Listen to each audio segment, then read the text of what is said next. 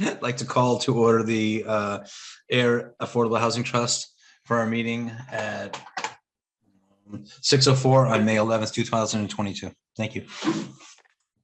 And I'd like to call the Affordable Housing Committee meeting to order, also at 6:05. Sorry, we paused. I have the verbiage if you want me to read it. Sure, go ahead. You're going to be doing a lot of talking, so. I'm tired from talking all day. Due to the ongoing COVID-19 pandemic, in accordance with Chapter 20 of the Acts of 2021, suspending certain provisions of the Open Meeting Law, OML, public bodies otherwise governed by the OML are temporarily relieved from the requirement that meetings be held in public places open and physically accessible to the public, so long as measures are taken to ensure public access to the body's deliberations through adequate alternative means. This meeting will be live on Zoom. The public may participate remotely by joining Zoom. I gotta look up the meeting ID, sorry. Meeting ID 8. I don't have the, I have the verbiage from a different meeting. Meeting ID 818-050-97403, or by calling 929-205-6099. For additional information about remote participation, please contact Alicia Hersey. Alicia, could you say your role and your email address, please? Yes, Community Development Program Manager, A. Hersey at ayer.ma.us. Thank you. Thank you. And your phone number, please? 978-772-8220, extension 142. Prior to the meeting. Thank you very much. Good teamwork. Okay. Which one of you is going to lead off the meeting? Why don't we have it be the trust? Jeff, do you mind leading off the meeting? Bear with me. Let me get the right. Yes, I'm happy to do it if you all want to force me to do it tonight. Janet, did you want to do it? I mean, I don't want to step on any toes. Oh, my toes aren't being stepped on whatsoever, but while Jeff is doing that, I mean, we can go ahead and just, are you all set, Jeff, or do you want me? Yeah. No, I've got the agenda for the Affordable Housing Trust. Okay, So, yes, for the Housing Committee and also the Housing Trust this evening. So we have an agenda in front of us. We've had the call to order. On our general business, we have the approved agenda. May I have a motion, please? So moved. Thank you. Do we have a second? Thank you, Colleen. So it's moved, seconded by Colleen to approve the agenda. I'm going to have to do this by who's whom. Colleen, how do you vote? Aye. Cindy? Aye. I'm looking around. Pat? Aye. And Jeff votes aye. And I think that's who's here from the trust. And then for the committee, I'm looking to get the agenda approved. Can I have a motion from the committee? So moved. I can move the agenda. Can I get a second? Ron? Second. All right, Ron seconded. So all in favor, Ken? Aye. Ron? Okay, Aye. all right. Chair says aye as well. So looks like the agenda's been approved. Next on the agenda is the approve the minutes of February 11th for the committee. Does the committee have any edits or concerns or corrections or anything with regard to the February 11th minutes? No. No. Okay, can I hear a motion to accept the minutes as written? I'll accept the minutes of the Affordable Housing Committee for May 11th. So moved. All right, Ken went ahead and made the motion, and Ron Second. seconded, all right. Yeah, roll call, Ron? Aye. Aye. Ken? Aye. And the chair says aye, so those minutes have been approved. Go for it. And for the Ayer Affordable Housing Trust minutes from 4/13/2022, may we have a motion, please, to approve? Aye. Now you have to approve.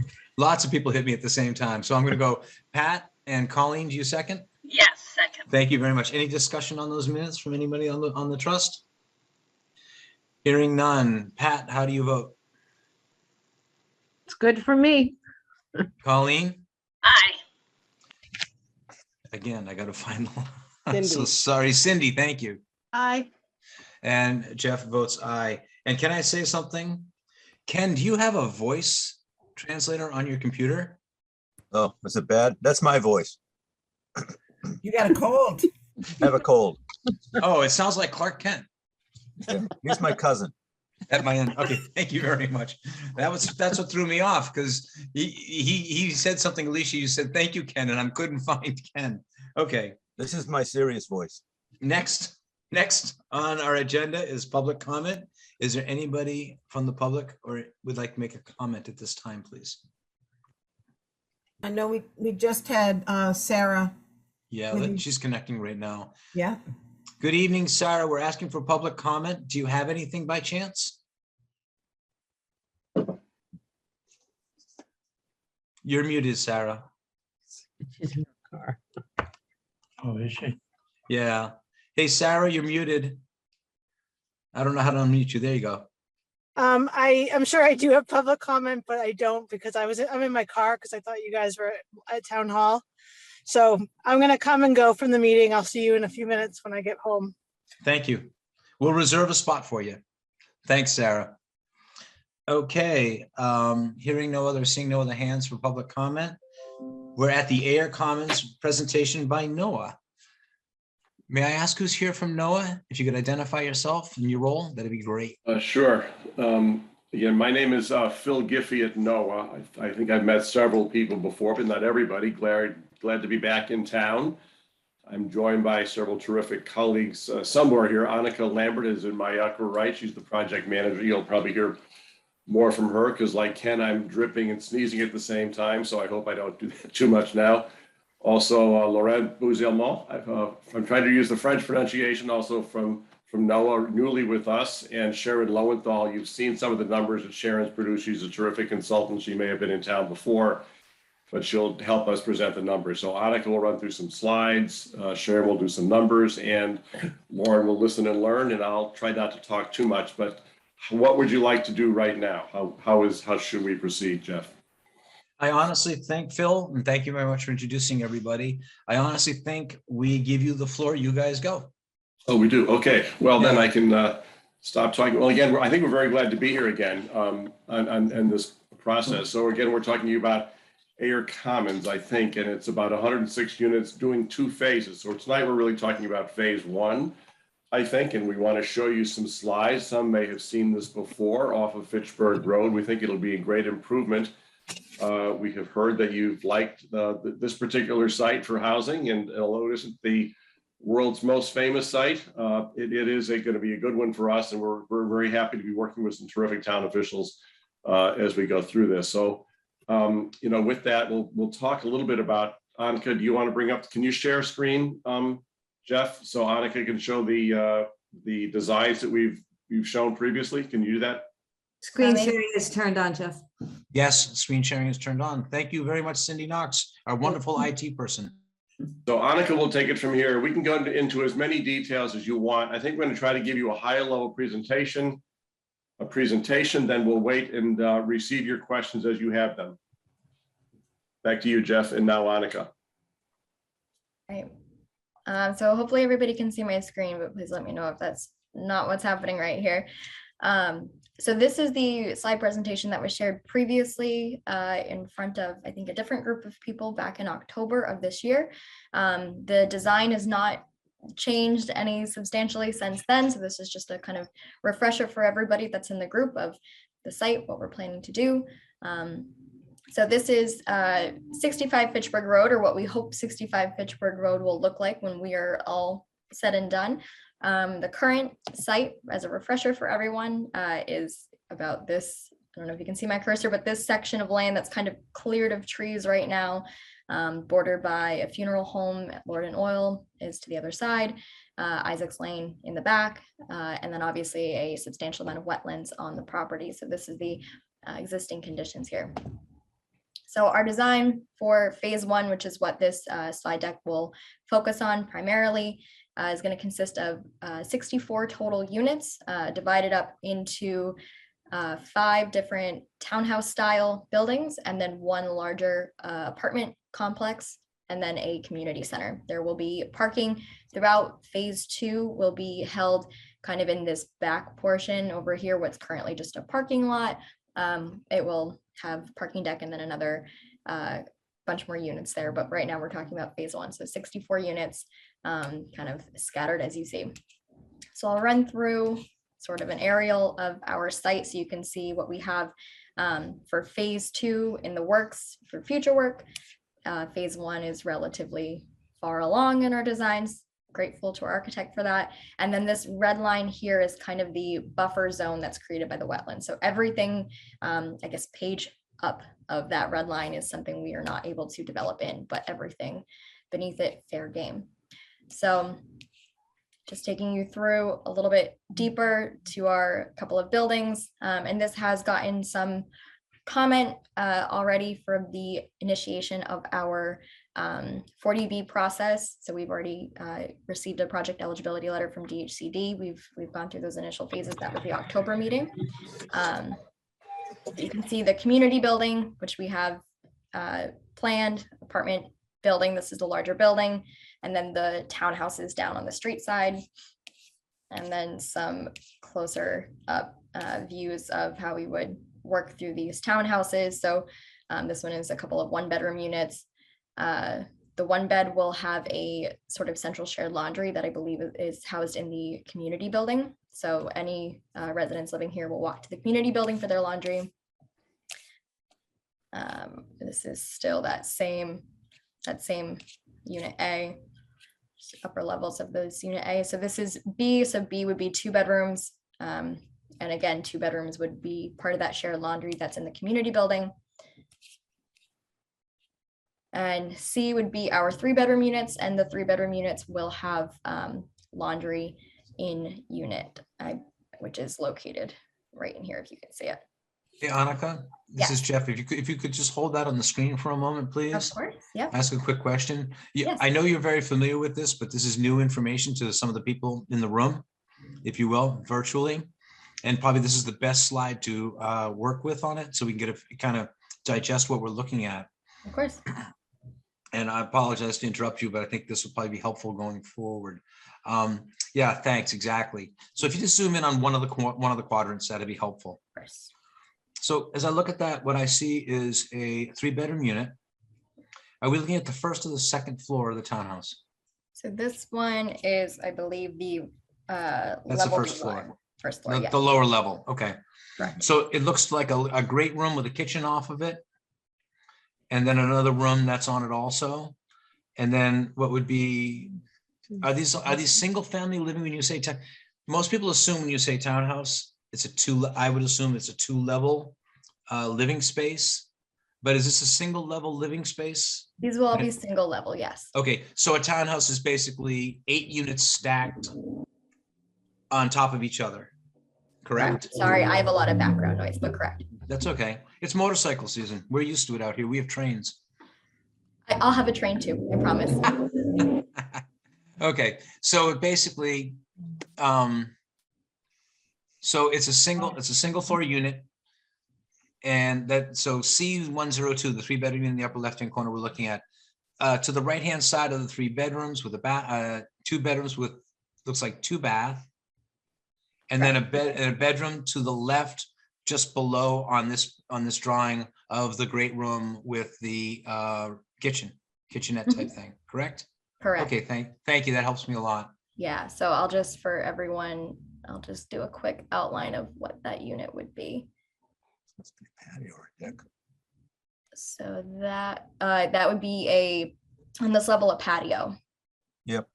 Because it's ground level. So that is sort of the outline, that blue. It's a little skinny, but that's No. approximately what we're looking at.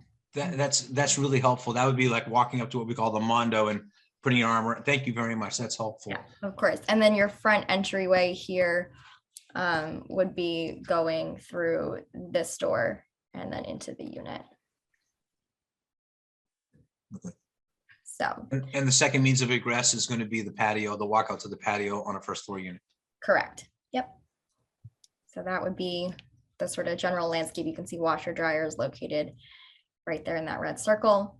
And then Jeff is correct, the sort of great room is the kitchen, living room, kind of larger area space. So that would be for the 3-bedroom unit. So this whole multiplex C is our 3-bedroom stack.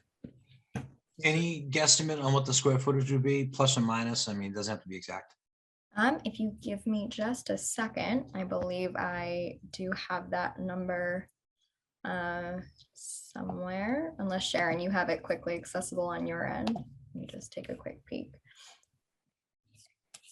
And I don't want to bog you down in details. If you want to keep going while the number's being looked up, that's perfectly fine. Thank Yeah. you. So our unit size, I believe it's somewhere around 1,086 square feet. So Thank you. you're welcome. All right, so that is our complex C. And if anybody has any, questions or details they'd like to dive into on some of the other unit types as well, please let me know. And then we can obviously make this slide deck available for everyone to do a deeper dive on there at their leisure. And then the upper levels do obviously have decks as well. So then getting into Can our, you show second egress on those, Annika, as well? so it'd still be, I believe still be the deck, because, and I am not the architect here, but I would still believe the deck is suitable as a second means of egress. No, the reason Phil, I'm not trying to get the details done, is just give us a feeling of the Okay. flow of the units. Sure. It's easy for people to look at this quickly and forget what it is, but once we've been walked through it, it's kind of easier to remember. That's all. You can't get the exactly, you have to jump. So the decks, excuse me, Jeff, for a second. So Annika, that deck would have to have a set of steps off it if you're going to call it an egress, obviously.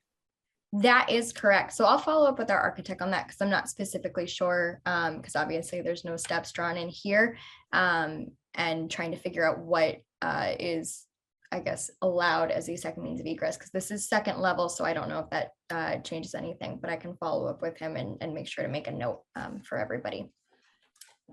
And sort of a follow-up.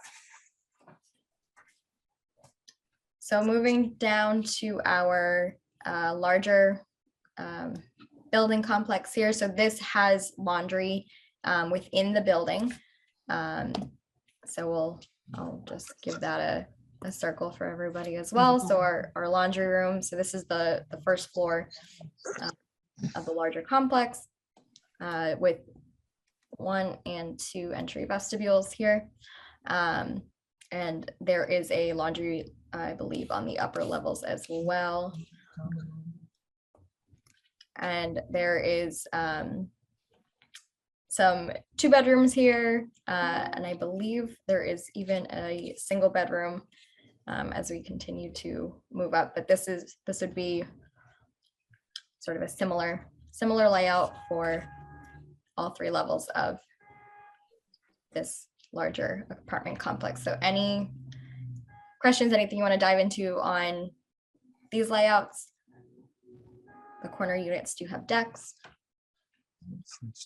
No, thank you very much. I was going to say they're 1, 2s, and 3s, no studios. Correct. Yes. Yeah. This scheme has 1, 2s, and 3s, and Two no sets of studios. steps. Two sets of stairs. Annika, this is Janet. On this 3-level, we'll have an elevator. I think I saw. Yes, correct. The larger building will have an elevator. planned. Okay. 3-bedroom, 2 Yeah, Annika, just a tip to the engineer, they'll need an elevator machine room. Or the architect. Yes, that is a great call. It is missing from this sketch, unless it's on the a different floor level here, not on the 3rd floor. But that is otherwise a terrific call out. So I will double back with them on that elevator machine room. Thank you. Is there parking under this building, or is it all? No parking underneath this building. This will be Okay, so they can't hide an elevator machine room in the parking garage. correct. It could be up on the roof plan. I just can't recall offhand if it is or not. So then this would be our community center. So I'll zoom in on the floor plan here. With a community room, wellness, pet spa, our maintenance office, leasing office, a package room separate from the mail room, and then obviously the shared laundry space.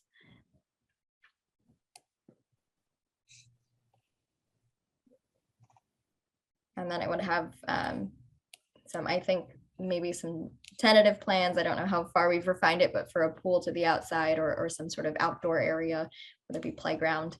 But definitely a focus on the amenities there for the residents. Another, this is Janet. Annika, quick questions with regard to some of these bathrooms. Are there going to be any handicap accessible bathrooms? You know, So I believe most, if not all of our units, at least on the very first floor, should be large enough to be handicap accessible. I don't think that they have. I'm sure there's code. I can't quote it, but there will be, probably universal design, and then others are fully handicapped. And there's a quota that we have to meet for DHCD funding, and I don't have that with us, but we can get that to you. But we definitely some handicap, fully handicapped. Yeah. Thank so you. can see there is one at least on the first floor here that does show a sort of radius circle for handicap accessible. So usually I believe, and this is called out as an ADA unit, any of our ADA units would be on the ground level, at least especially in the townhouse style buildings where there is no elevator. I don't know if we have, it might be stacked. Yes, it appears in the larger building, all of our ADA units are stacked. So we will have one per floor, it seems. Units, so they'd have to be according to that code. Annika, it's Pat, could I just ask a quick question? Of course. I heard the question about the bathrooms. Are there going to be any fully handicap accessible units? So the stove top is at a wheelchair height that they can put their chair under? Do you know what I'm talking about? That kind of a unit? Are any of them planned? Yes, so we have, at least in this building cluster, building D, which is our stacked apartment building, we do have 2 handicap 2-bedroom units. So that's one on the second floor.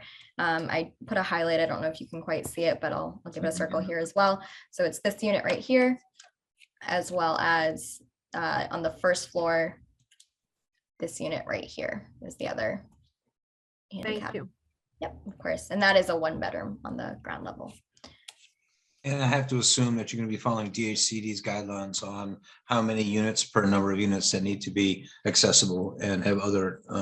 For sure, yes, Correct. definitely. Thank you, Phil. Thanks. Yep. So once again, there's our community space. And then just some sort of perspective shots of, sorry, a lot of background noise. Some perspective shots of the buildings as a whole. So these would be what we're calling our townhouse style buildings. So, 2 floors in traditional kind of townhouse aesthetic, except for the fact that each unit is a single level. And then our community building clustered with the perspective build or the apartment building, the larger 3-floor.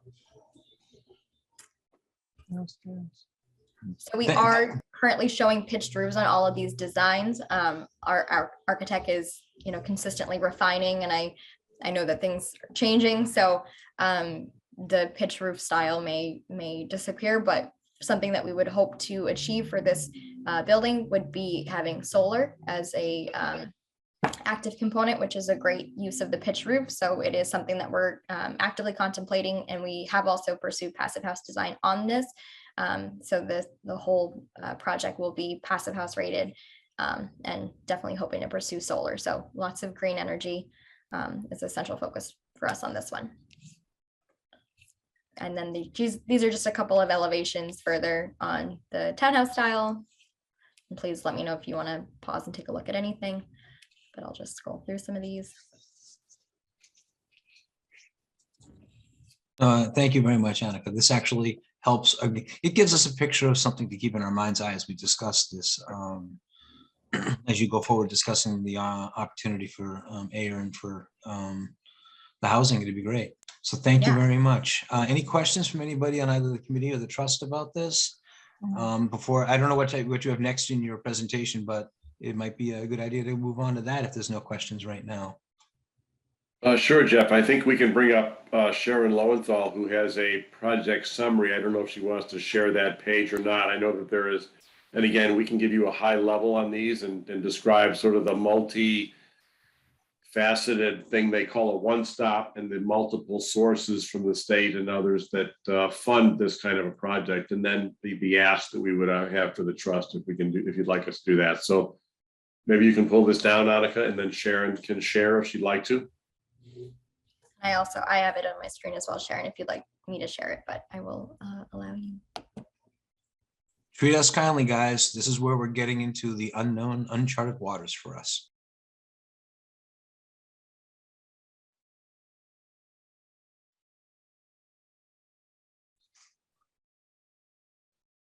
I'll just say Sharon does probably consult with about 10 or 12 other groups in the state, so she knows how to crunch the numbers, and we'll have them shortly.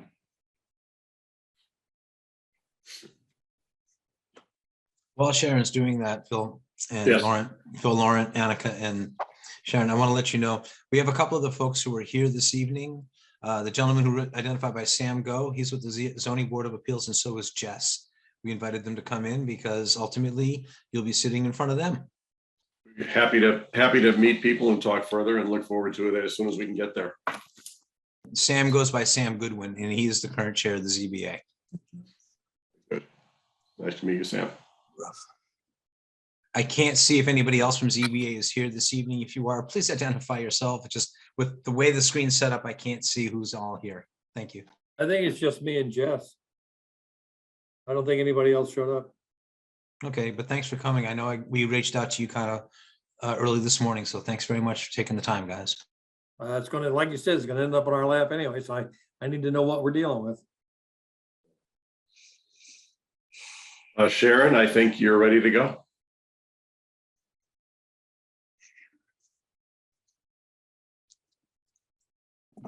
Sharon, I think you're muted.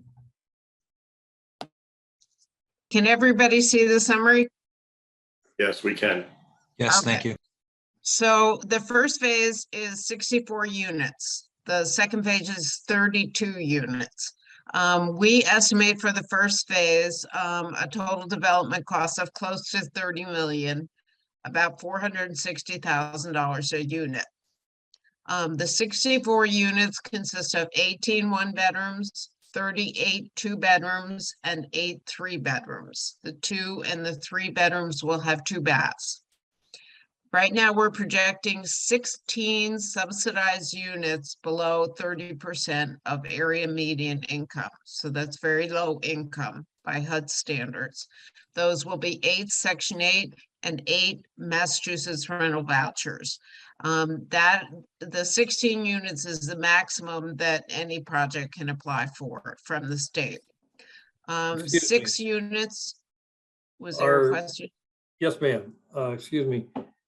Of those units, are they all the same size, or are they scattered? No, we have tried to distribute them among all unit sizes, 1s and Okay. 2s and 3s. Thank you. 6 units will be below 50% of area median income, and 21 units will be below 60%. So that's 43 units that will be affordable of the 64. And they will be what we call low-income housing tax credit units. So they will be preserved in affordability and perpetuity at 60% of AMI or below. In addition, we'll have 20 what's known through in the lingo as workforce units. Those are units that are pegged at a certain percentage of AMI based on your area market rents. They are below market, but they're supposed to be at an average that targets workforce people in the area that are unable to afford the housing. And based on the market right now, we think that that is a 70% area median income market. So not much above an affordable level, but a little bit. That is, most of these people will be working. They may not all work at Devon's in biotech jobs, but there will be people who could work at Devon's and in other places in the town. And all these units will count towards your subsidized housing index. Thank you. And the 21 total workforce units, those will, as time passes, the cost of those units to the residents will change with the markets? No, they will be permanently pegged at a certain percentage of area median income. If the median income goes up, HUD normally announces the median incomes every year. They go up about 2 or 3% a year. So So, they yeah. will rise as HUD incomes rise, but they will be always at 70% of area median income. I appreciate you answering the question I tried to ask. Thank you. Where does the AMI come from? It comes from HUD? HUD, yep, annually from HUD. Huh. And if I'm not mistaken, it's Middlesex County's AMI, Sam. Yeah, that's what I was wondering. I couldn't believe they would have one just for town, so it would have to be Middlesex, yeah. Okay, so we envision doing a conventional construction loan of about 23 million. And that will be both to bridge a mass housing permanent loan and to bridge a portion of the LIHTC in equity, which low income housing tax credit equity. If you only have 10% or less of your LIHTC equity in during construction, you can avoid mass sales tax on materials. Basically, you don't admit the investor until your construction is completed and you remain a nonprofit during construction for all practical purposes. The way I would say that, Jeff, it would saves us a lot of money. 6.25%. Yeah. Okay, so on the permanent side, we will have a $10 million mass housing permanent loan. You get $100,000 per unit for each workforce unit from mass housing. We anticipate 4 sources, possibly from DHCD subordinate loans. We pegged the income mix of the affordable units to try to target some of those. We estimate somewhere around 3.5 million from DHCD. That's about $82,000 per affordable unit. The LIHTC equity will bring in about 9.2 million. We're going to apply for mass LIHTC, which is a state credit. We're looking for a $700,000 annual DHCD award, which is one of the maximums for 64 affordable units. And that brings in about 2.8 million selling that credit. We're looking for 400,000 from the town, either Affordable Housing Trust or CPC. We are going to be passive house eligible, which is a certification for energy conservation. And they also provide grants sort of on the old Energy Star level, but certainly more intensive. And then we will have a deferred developer fee and a small acquisition loan for the phase 2. We will see the loans. I'm sorry, Sharon, can you just talk a little bit about why the town money, what the town money actually does when it gets to the state? Now, the state is looking for leverage from the town. They are always looking for a commitment from the town in order to leverage their money. It's very difficult, almost impossible, to get DHCD to award money to an affordable development without some commitment from the town. So that's our 29.5 million. That being said, where does this 400,000 just go into the pot? I mean, or is it earmarked for something specific? It becomes a subordinate loan, but below the state. So you would be below the state in terms of your mortgage. So it'd be like a third mortgage, third or More fourth, like whatever. Yes, Fifth or sixth, well, whatever. correct. But it Yes, is. correct. It is- Each of the state funds has a mortgage. So if you go for more funds, you have you fall down in the encumbrance lien category. My point is that 400,000 is returnable. It comes back to the town. It's a loan from the town, but it's an investment the town made in the property that's going to be repaid, correct? No, no, I think that, Yeah. Janet, do you want to talk about this? Right, That's Sam. what you just said. It No, that's functions- not what, it becomes a lien on the property, but just like subordinate loans from DHCD, which are above your lien, the goal is as long as the property is maintained as affordable housing, those subordinate liens would most likely not get repaid. They would mostly, just Sam, span these- out 40 That years. 400,000 is not, it's not a loan. It's not a loan. All right. It's It it's is a CPC loan. money. It's a subordinate. Legally, a subordinate legally, loan. it's a loan, but it functions as equity, Sam. It's really in the affordable world, it's what it is. Legally, when you look at the audit, it will be a loan. It functions as equity because it never really, you have a 0% interest rate and it serves that way. So it prevents people, let's say with the wrong intentions, from flipping the property. No, I get it. I'm just having a hard time chewing on the fact that we're listing it as a loan and there's no repayment to it. So you really can't tell the people in town, the town's gonna loan this property 400,000. You can't do that. And Sam, I agree that I think the word loan at this point, and I'm not exactly what the correct word would be, Sam, but the way I look at this is it's less than 1.5% of the total cost of the project, which is neither here nor there. But in the world of this project, it's a small amount. It's a commitment from the town to do it, and it sits there until the project changes from housing to something else. Am I correct, Phil? Basically, yes, Jeff. It does prevent people. Legally, it's a loan. That's just the way these things are always written. So it looks like there's all sorts of loans that have to be repaid. Very few of them are. It really functions as equity, and it's a contribution and an investment. It's not really functioning as a loan. Yeah. So So can it's, I just- it's- It is a contribution of the Yeah. town to the property. That's what we gotta be careful with, Jeff. I Yes. mean, you can't be telling people, okay, this is a $400,000 loan. This is our portion of the construction of this property. It's a $400,000 loan. I'm telling you, they're gonna be looking for a payback. I that They're agree. not gonna get. I understand that.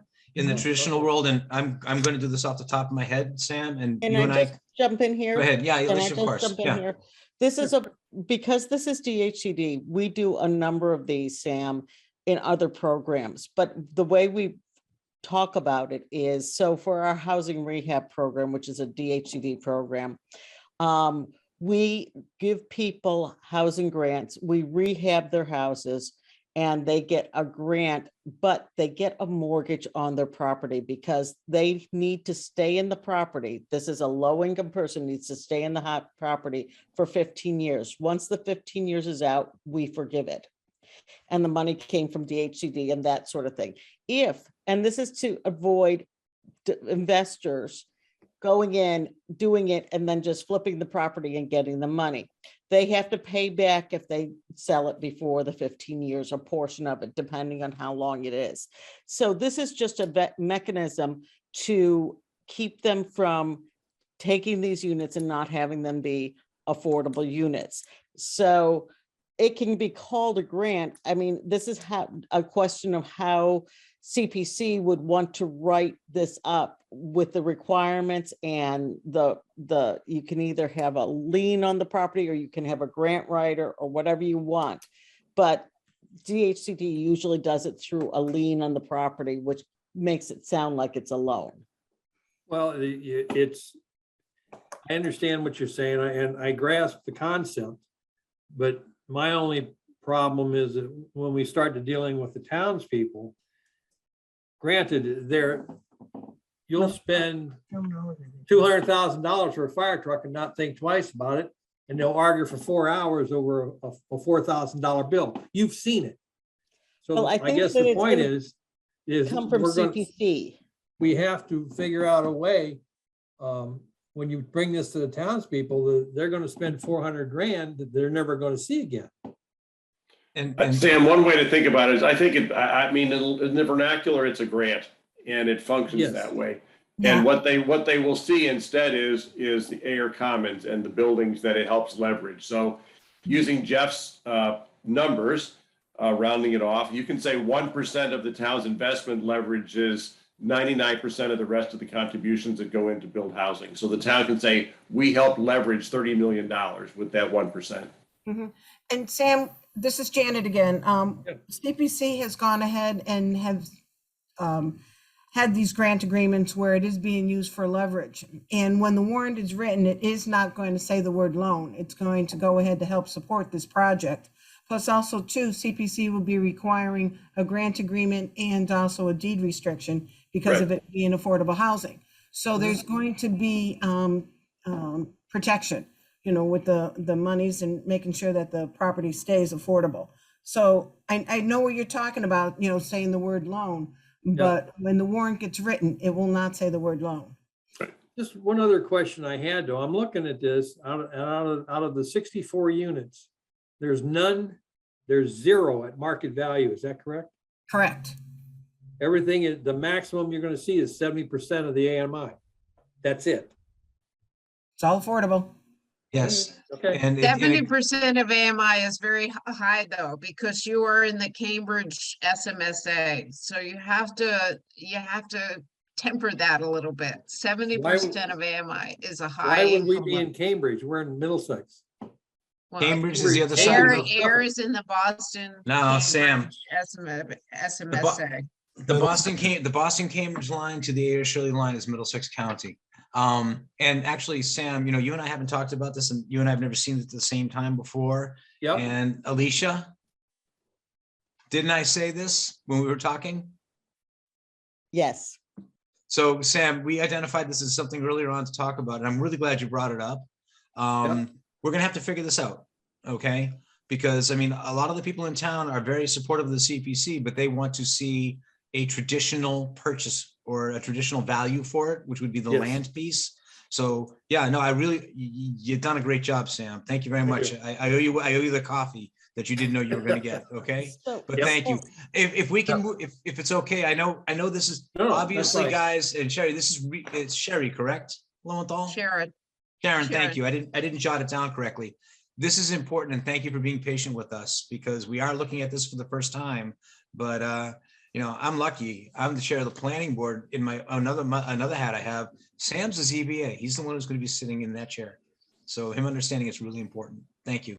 So I think one way to help explain too is to sort of get real numbers in addition to what just the AMI is, though. So it might tell you a family of 4 can earn, I don't know, 95 or 105,000, Sharon, something like that. yes, or more. That's right on target. Yeah. So that may be more the market or not. So if one way to think about workforce, it is basically market, very close to market. So if you give people the numbers, they sometimes say, yes, I know families who earn that kind of thing and they're deserving of the housing and they would like it.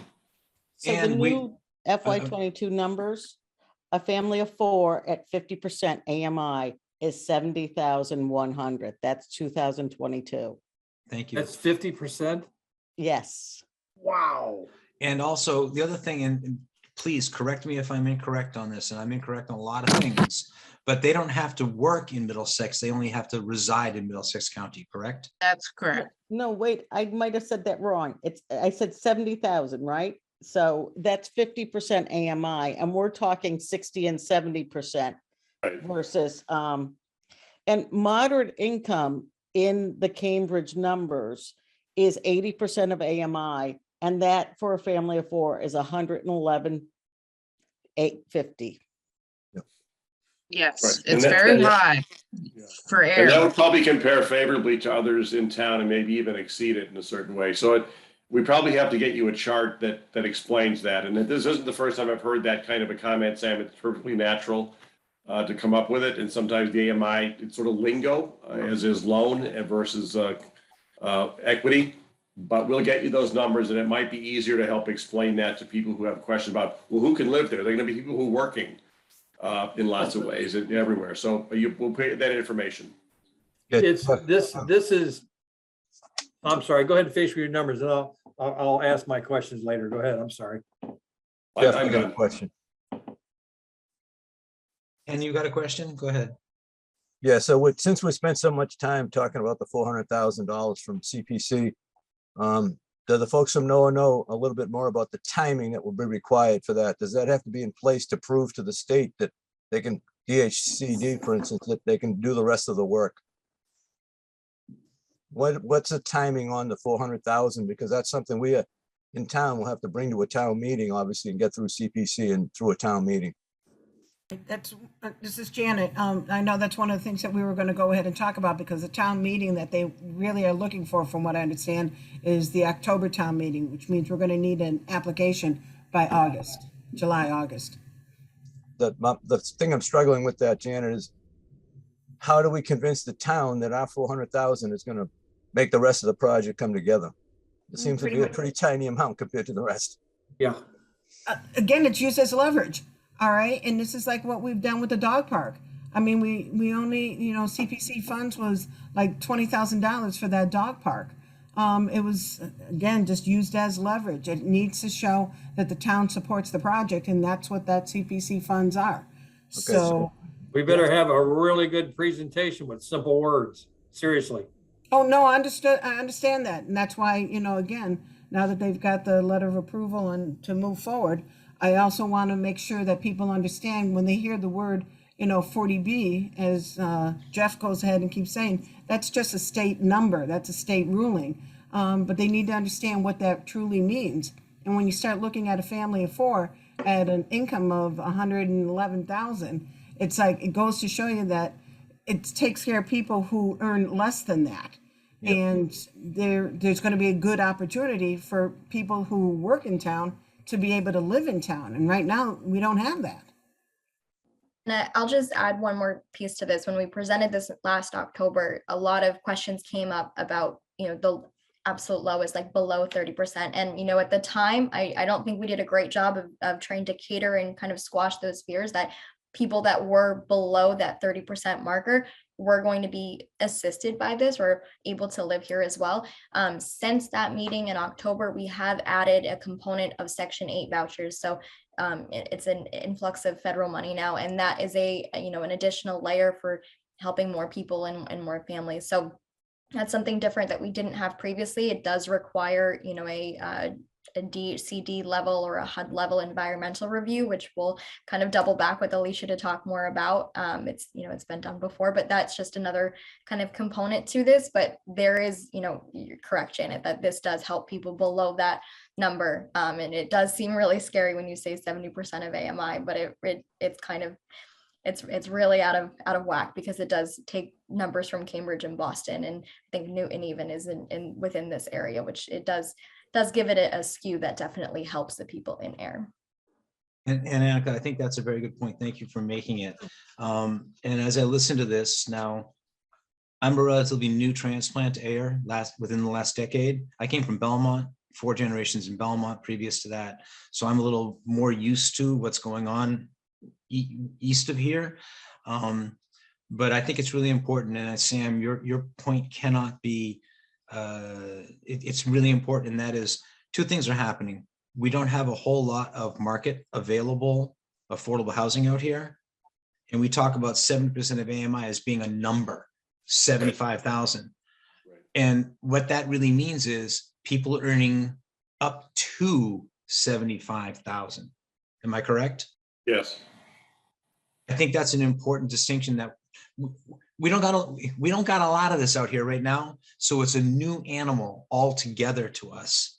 And we all know what loans are because we live with them. But a loan doesn't really mean a loan in this. Doesn't. In the vernacular, it's almost like I had to learn a language in order to understand this. And we deal with stuff like this.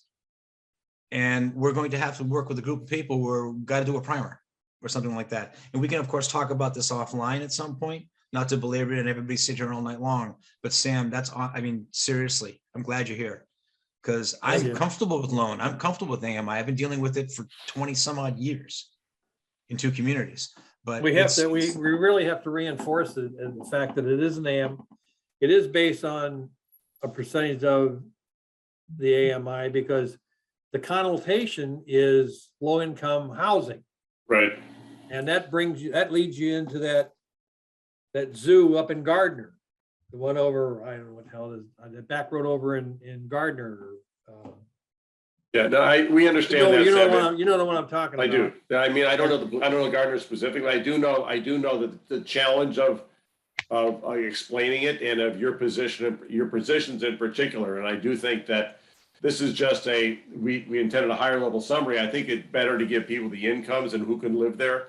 And then people can say, yes, I know that family, I know those people, yes, I can afford that, as opposed to it's restricted to, and it sounds like it's whatever people have as low income housing in their mind is not the best thing for them. But a lot of people can live here.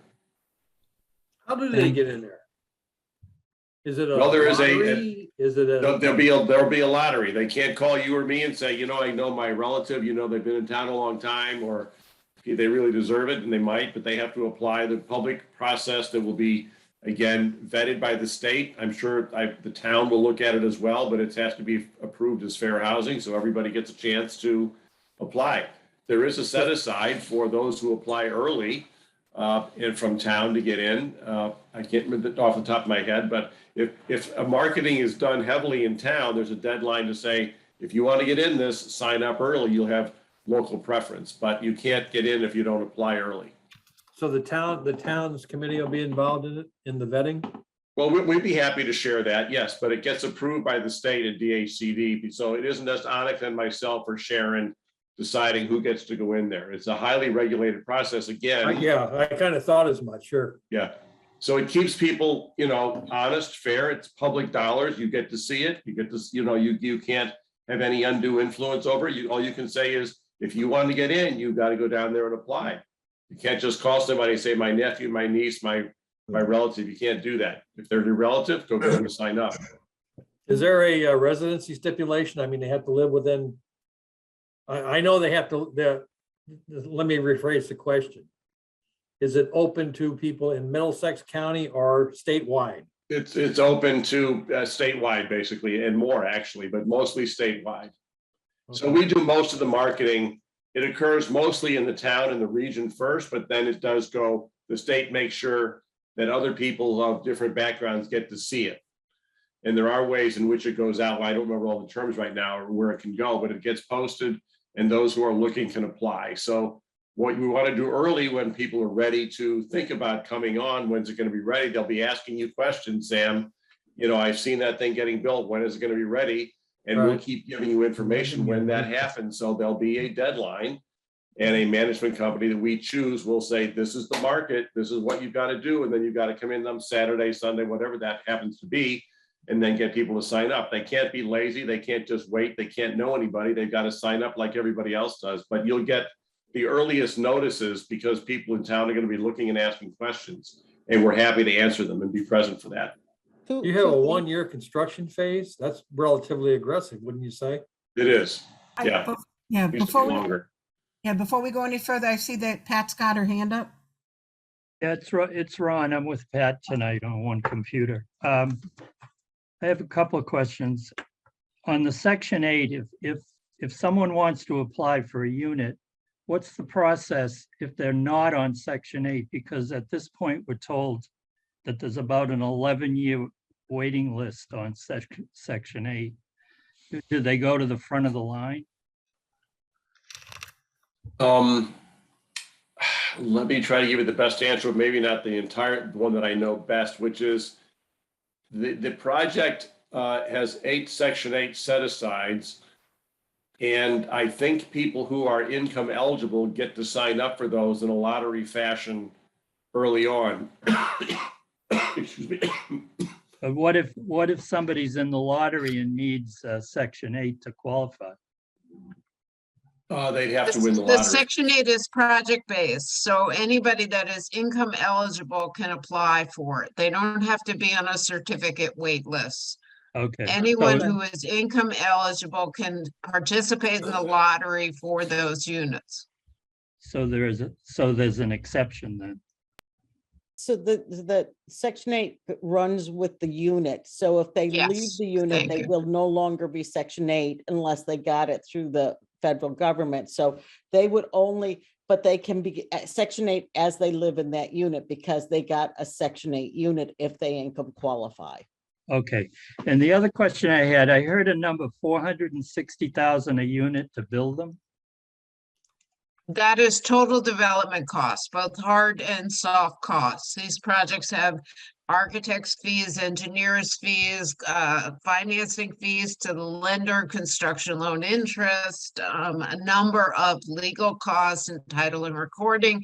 So that's everything all in that we're estimating. Phil had a local contractor look at the construction, and the construction itself priced today at about $288,000 a unit. 200 and what? So 288 a unit. Yeah, well, that's very good because our current cost is 287. So, That's today's cost. yeah, that's correct. That's today's cost in this town.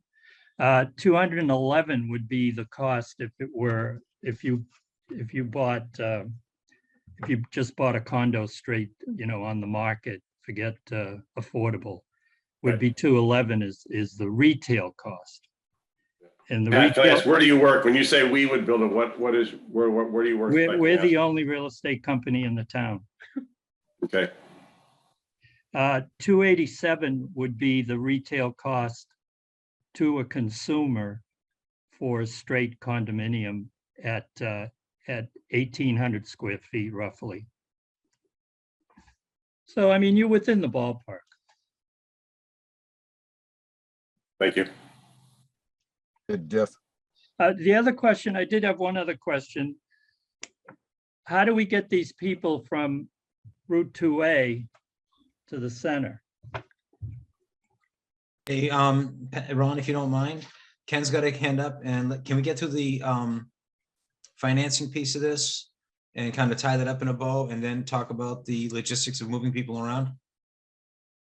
If they're going to cover it, yeah. Otherwise, I'd like to ask the question. Do you guys have an answer to a shuttle service, thing like that? Is that thought through at this point, or is that going to be something that? No, I don't think we've talked that. I mean, I know it's 0.8 of a mile, a little bit outside of the TOD state district of a half a mile. We don't have a particular answer. We were just advised this would be a good place in town to build the kind of housing. And so we're following the lead on that one. We have not been advised or sought really an answer for that at this time, but happy to take any advice you might want to offer. Well, I'm not gonna put anybody on the spot, especially myself right now, but Ron, in other conversations with people here in town and with Alan's office, there's a discussion with a shuttle service for Mart that also includes Devon's and other places here in town as becoming more robust. With the COVID, it kind of died away. I think it may be coming back, and that's probably a conversation we can have. It won't be a constructive conversation to have during this meeting, I think, Ron, but it's probably one we can have with other people in the room. Is that fair? Doesn't answer my question, but okay. I would say, just to hear that, Jeff, I think that's good for us to know. We'll put that in the application as well. By the time we get this assembled, there may be more information for us. The state might ask the same question, but it's good to know the town is considering various options. Thank you. Yeah, and I think Alicia's office may have some information on that. Alicia, I hope I didn't put you on the spot, but I know it's conversations Alan's been having with other people we've been talking to about projects. It's very. I don't want to call it nefarious. I want to call it in the infant stages, but I think more people requiring it would probably put a little more of a immediacy on it. And Ken's got a hand up and Colleen's got a hand up. Ken? Yeah, Sharon, could you drop back down to the beginning of the moved up on the slide that you've got up on the screen? Sure. Just for me to double check. We are talking about phase 1 and 64 units. That's what I'm trying to double check. Yes. So if the town is obligated for 400,000 for the 64 in phase 1, is there anticipation that the town would be obligated for another number when phase 2 comes around? Yes, but if I can go back down to the schedule, we're talking several years. I mean, we won't probably even mobilize on phase 2 for quite some time. Phil, do you want to address that a little bit? No, that was just. I think basically one way to answer it is yes, we would like to come back for another dollop at a certain point in time. We don't have that schedule yet. Again, some kind of a contribution from the town in the second application, although they're twinned, would be useful. Yes, but not of the same amount. Okay, so there'll be a separate application to DHCD for phase 2 as well? Yes, yeah, we have to do the same thing for phase 2. Wow, okay. And then go out for a whole new group of financing as well, obviously. Yes, it is done on occasion when people have larger sites, they split up into two. That's what has to happen, yes. Okay, thank you very much. You're welcome. Pauline, you got a question there? Yeah, so Ron's question made me think about another mode of transportation, which would be school buses, envisioning that these units are, you know, gonna house families who will need to be transported to and from school. I'm just thinking about whether that's been considered in the parking lot structure, a place buses can pull in or turn around, because it is not the easiest place to get to. So just, I don't know if that's come up in other questions, but it seems like it might be a difficult job. I mean, it's a good question. I'd say on the fire department lanes, there's enough for fire department trucks to get in there and turn around. I think we don't have those with us, but if that's enough for a fire department, it might be enough for the school buses. But having the question is a useful one to know. It's a question, and for us to give an answer to when we write about it going forward. So I would say yes, there's a turnaround, but I don't have it here. Pardon me? I said I would imagine that would come up when you come to town. Okay. You know, meeting eventually, that would be a question parents would ask. So Good to know. Thank you. That's a terrific call out, Colleen. Thank you. So I did just write it down, and I'll confirm with our civil engineer. There, like Phil mentioned, there was some mention around, you know, turning radiuses for fire trucks and stuff like that. But we did get a couple of comments in our last meeting, and then for the project eligibility letter regarding just sort of the site entrance in general. So definitely something on our radar, and I'll double down and make sure school buses are within that umbrella.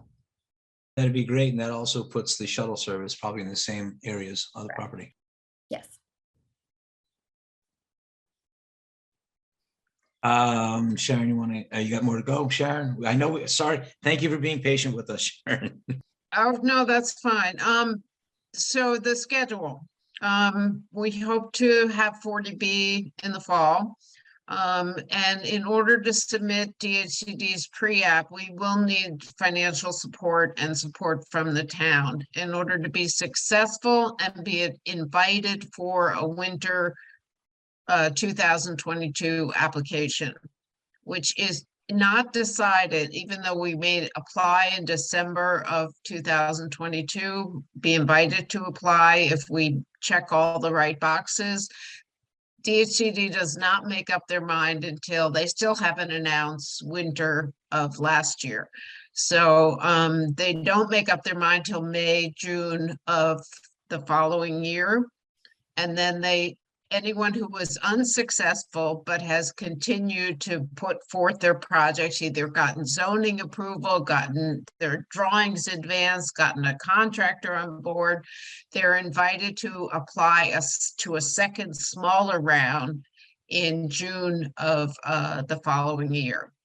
So even if we're not successful, we would, in this winter's round, we would apply again in the summer of 2023 and hopefully get an award in the fall of 2023.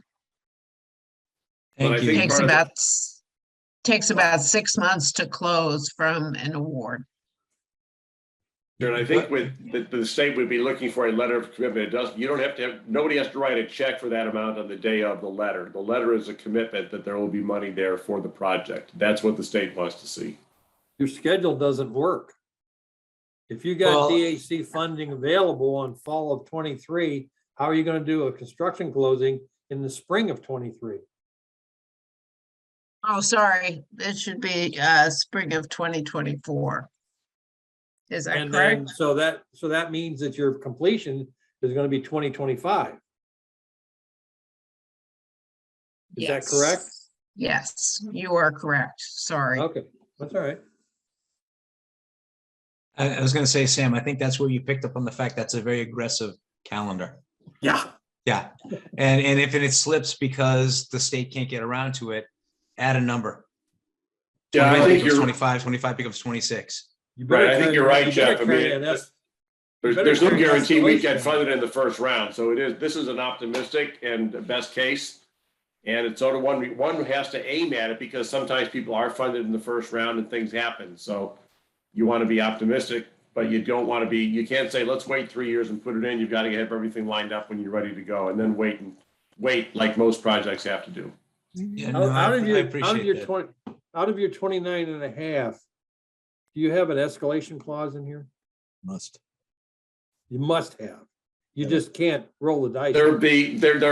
Chair can describe it. All these things have limits on both a per unit and a per project cap. When you're dealing with a construction, when you get your construction, your GC, he gives you a number, she gives you a number. They give you an escalate. You'll factor that in as you start doing pro formas on this thing. We probably end up doing 50 or 60 pro formas during the course of the of a project. But yes, there'll be an escalation clause when you deal with the general contractor. Because building materials has just skyrocketed, and it could actually increase by another 30–40% before this, you even dig a shovel in the ground. Things can happen, yes. You can't, we're not basing it on what's going to happen 4 years from now. We did it sort of what it is now. And amounts might go up from the state, but we can't predict what they will go up to. Right now, they're filling in a project of ours and others throughout the state, given the cost has gone up 15 or 20% since the summer.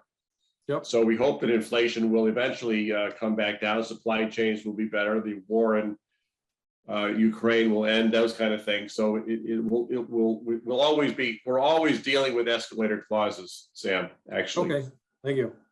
Yeah, and I was thinking, Sam, it's great to get in there and be tax exempt, but in today's inflationary world, 6.25 don't get us much. No. What does the town, other than obvious housing, what does the town gain out of this? Do they have is there a tax base they're going to pick up on? Is it exempt? How does it work? It's not fully exempt. I mean, I think there's two answers to that question. One is a number question. What's the value of the taxes? We will pay taxes. I don't have that particular number. And the value of the town is why we're here. In part, in talking to some town officials, the town wanted to feel like there's a need for more diverse kinds of housing, and that's what the town gets out of it. For there's opportunities for people to live there who work at Devon's and who can't afford single family homes and that kind of thing. So the value of the town, sorry. There isn't any. Yeah, so if you're adding to supply, we're all reading about supply in tight markets. That's the value that the project collectively, not just we I think, Sam, once we get into this, the we goes from NOAA to the town and everybody else who might approve this. So it's something that we collectively build together over time. Yep. There's a financial component where we will pay taxes.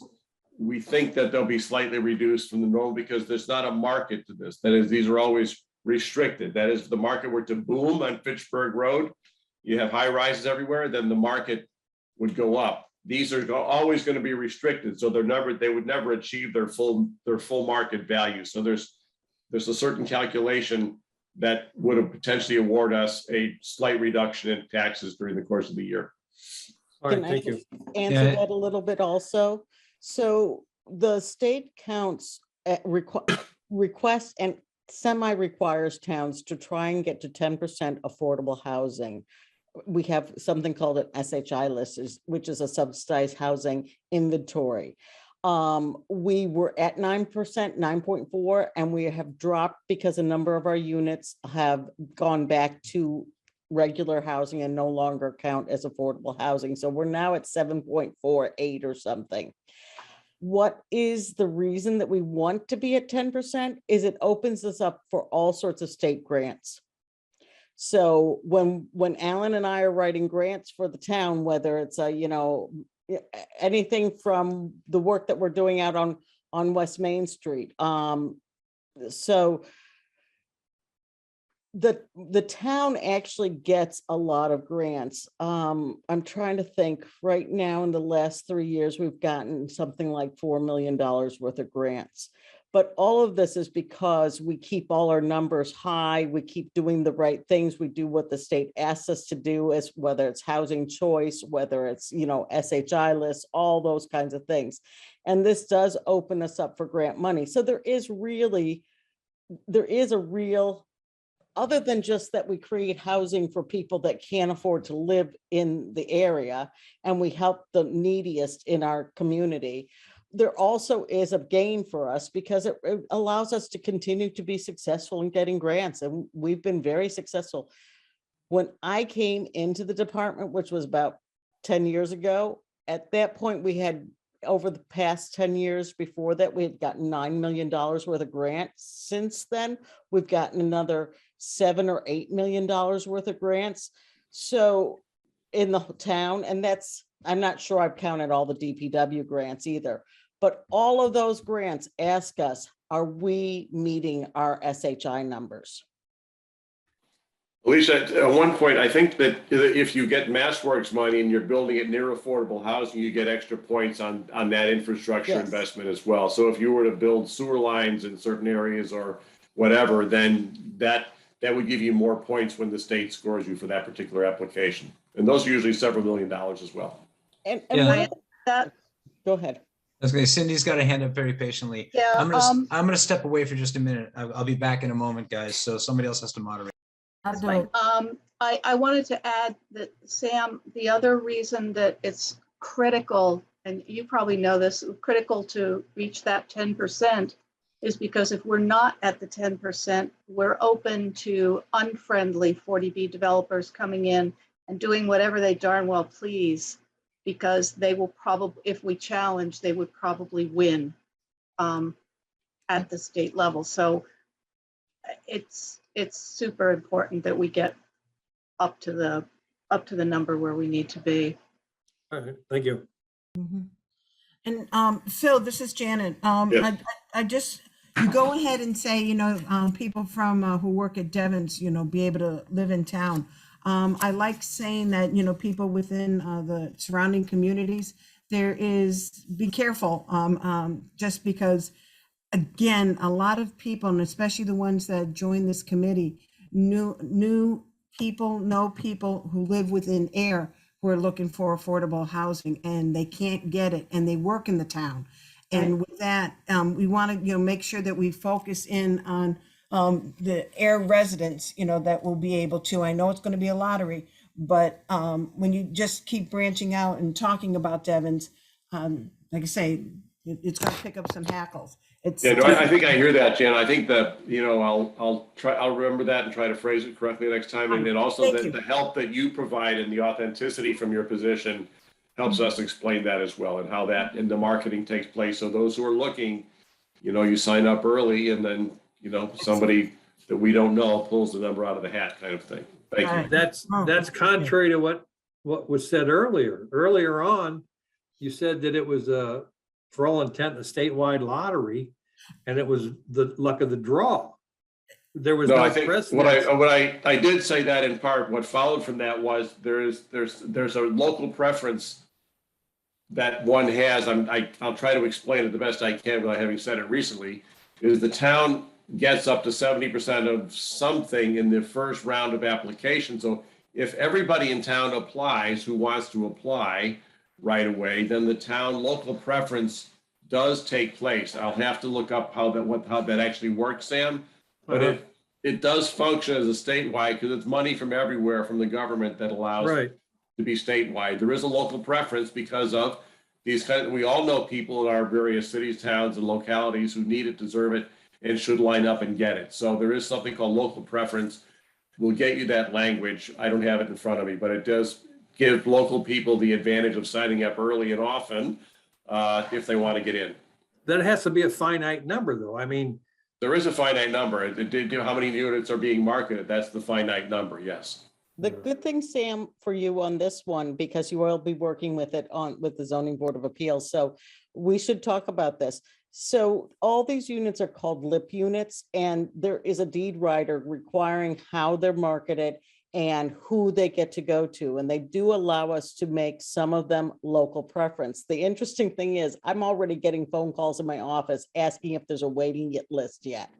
So that's I find it amazing. I've been getting them for 6 months ever since you were in front of the Board of Selectmen. Yes. So, but part of that local preference wording will be in that deed rider, which is called part of the LIP package, which tells you exactly how they need to market them, how many are local preference, all those things get taken care of in that. And when you're talking about it with them in front of the zoning board of appeals, those are questions that you can definitely ask, and they can give you a little bit more understanding about what that lip deed rider is going to look like. Well, the local preference sort of subjugates the lottery. I mean, if you have a certain amount of people who have if the town has a local preference for 10 units, that sort of shoots the lottery right down. They For don't let X you do amount of it for units. more than 50% of the project. They do not let you do it for more than 50% of the project. If we That's get 32 units. Yes, but usually they don't really like local preferences, but you can get at least 10, you can get at least 10 to 20 or 30% easily for local preference, which just allows those people locally to be first in line. All right. Thank you.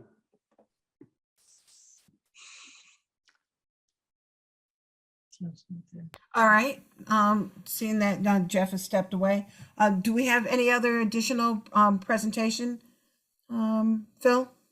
I don't think we do. I think we're looking forward to the process and working with you as you have timelines and deadlines, and we have to get you certain kinds of information to initiate the legal part of the 40B. We'd hope that that moves fairly quickly so we can tell the sellers who are waiting to see what happens here, what happens. So if we can do this, however long it takes, we're hoping that we can show our best to you and work with the ZBA and others who have questions, that we can build a great project together, and that will move fairly quickly. And I'll share one final piece just for our internal timing. So our goal would be to get a formal application in front of the ZBA as quickly as possible, like Phil said. So current target is, if we can, May 20th, but definitely by the end of the month would be our goal. Obviously, there's the 30-day sort of window for you to initiate public comment. And there's the public comment, and then finally your decision. So we do, like we all said, kind of hope that this wraps in the fall in time for our application to DHCD. This is something that they definitely look for when they go to evaluate projects that are approved for the winter round. So there are quite a few things that need to fall into place in order for us to hit that optimistic date of a 2025 opening. Things can definitely kind of fall from there. Kind of like Jeff had mentioned, you just add a year if things get missed. So it is a long process, but we appreciate your support. If you have any other questions or things? Yeah, you said you want to do it the 22nd of this month. If I can get that application to the ZBA in before the end of this month. And you think it'll turn around in 30 days? Oh, no, sorry. You have 30 days from our application to initiate public comment, period. That is the. Yes, and then it's 6 months after that, if I remember the numbers correctly. Correct. And then after 6 months after that, there's another span. I forget what the third time frame is. So it's not May 22nd. No. Sorry, May 22nd would be for us to submit. That would be our submission to you. So that's our target internally. And then from there, it is your process, your time frame. Yes. And our sellers are well aware that this process does take some time and can obviously not be resolved until January at, time frame. That's probably I think the likely realistic schedule that we're working on would be a ZBA decision probably around January. If we could move faster, Sam, that'd be great. If you can make it happen, tremendous, but we understand, we know this is a long haul. But that's sort of right. And this is not a sprint. No, it is definitely not. I'm sure there'll be lots of questions, but if you have any other, obviously this has been supremely helpful just to prepare us for when we do speak with the general public. If there's anything else or any other further notes or things to be aware of prior to our application being submitted, please. One thing. Yes. You're at the beginning of your presentation, you showed a plot plan. Yep. Of phase 1 and phase 2, and you redlined the buffer around the unit, but yet you said you couldn't develop inside that buffer, yet part of your parking lot, driveways, whatever, was inside that buffer. So how are you going to resolve that? It's something you need to think about. Correct. So it's the 100-foot buffer zone from the wetlands, and that would be for, I believe, specifically physical built buildings. I think there's a different distinction and a different zone for hardscape. Sharon, correct me if I'm misspeaking here, but I think there's different levels of the buffer zone. So our buildings themselves are well outside of the 100-foot buffer zone. And then there's an additional 75-foot buffer zone for something different. And then there's an additional kind of zone within. There's a pocket for endangered species, and I can pull it up if it helps to That's clarify. right, no. Our civil I just- engineer has spent lots of time on this, and, obviously working with the conservation is another big aspect. There are, just to touch on it briefly, as far as additional benefits to the town and just future things to think through and plan for. And Alicia and I have lots of conversations we have to have continued on this. On the other side of the buffer zone. So the wetlands does divide the site into kind of two buildable sections. And on the other side of that is some land that NOAA likely won't develop on because it's separated by the wetlands, but it is an opportunity for the town to take back, whether it be, a purchase or a donation, what have you, whether it's conservation or the Affordable Housing Trust, in order to develop future housing that's a little bit tied closer to Isaac's Lane. I don't know if any of you had heard of it in a previous discussion that had happened maybe, this time last year, or, even the year before that. It's a kind of a very surface level concept that we haven't dove deeply into yet, but that is something that is on our sort of greater plan for this project overall. It looked landlocked on your overhead. I can pull it up again. Give me just one I second. I don't want to hold everybody up, but it's just observation, that's all. Well, and Sam, this is Janet. The area about Isaac Lane, that is owned, again, it's a DHCD property because it's the Air Housing Authority's property. All right, so what Annika is describing, that there may be some lots there that the affordable housing might be able to do something with. Oh, I see. All right. So it's this area up here. So this is, still buildable area, really close to Isaac's Lane. And this But is. that's industrial.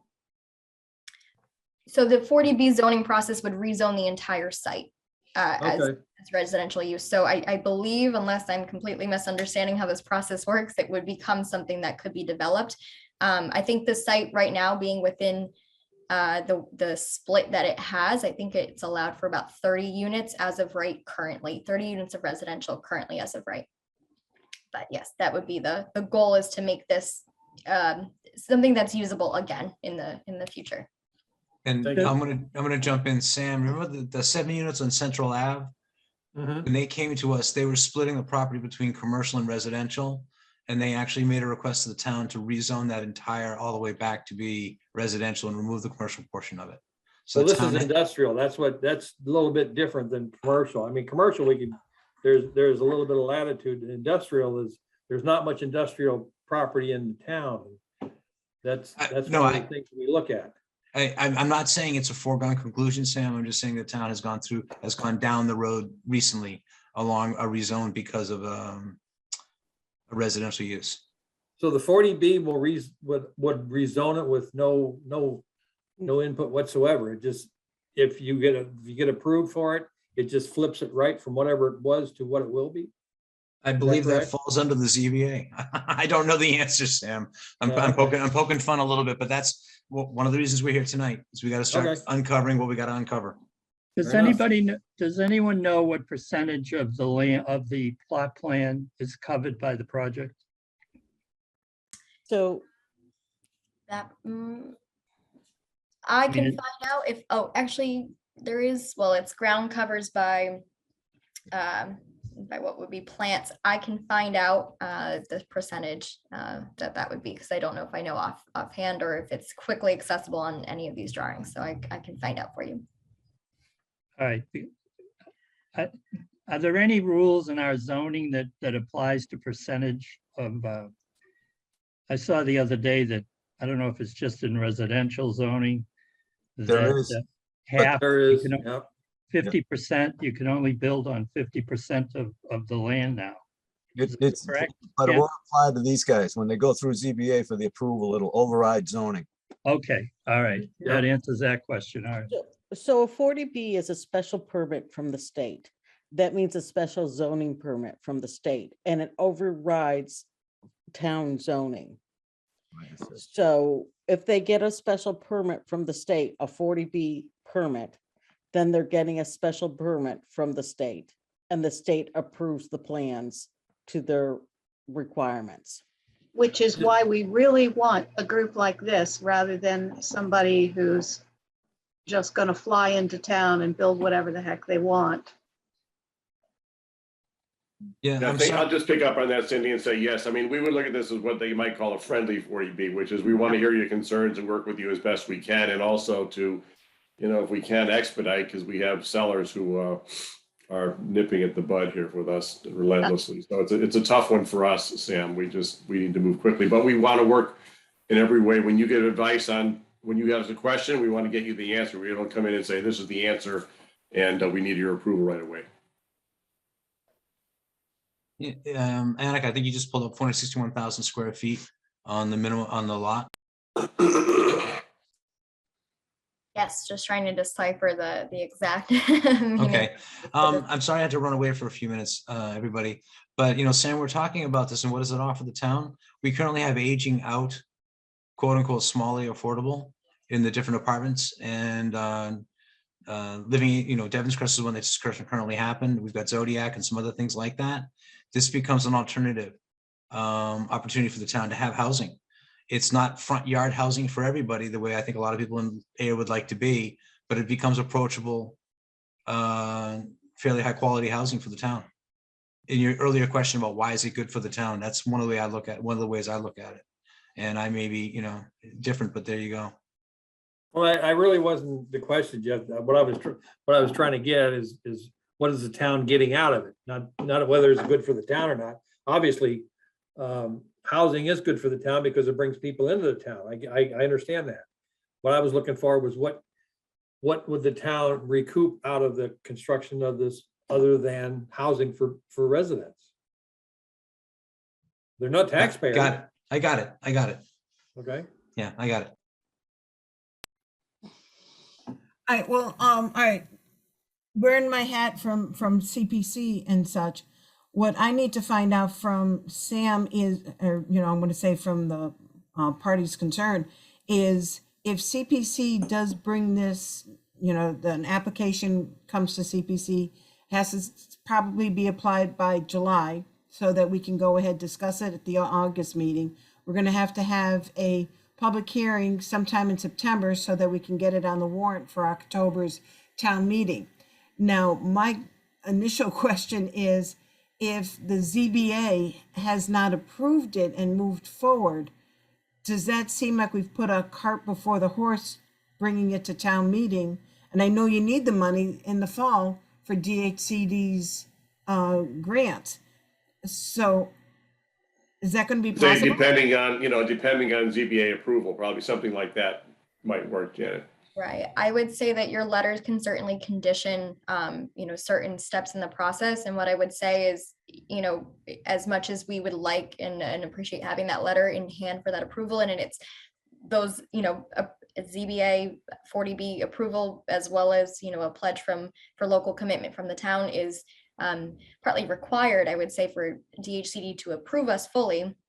If we're able to at least prove that we have made certain strides towards obtaining those, or we have, you know, certain steps, even if they're contingent approvals, any sort of progress we can show is helpful, and they may still allow us to apply in the winter round despite not having everything completely nailed down. I would say it's preferred on our end to have it, certainly, but we will continue to apply to DHCD and continue to put this project in front of them as many times as possible, because the more times they see it, you know, the further along it gets every time they see it. It does bode well for the final result and the final approval. It gives us lots of opportunity to make sure this project is well refined in what they're looking for.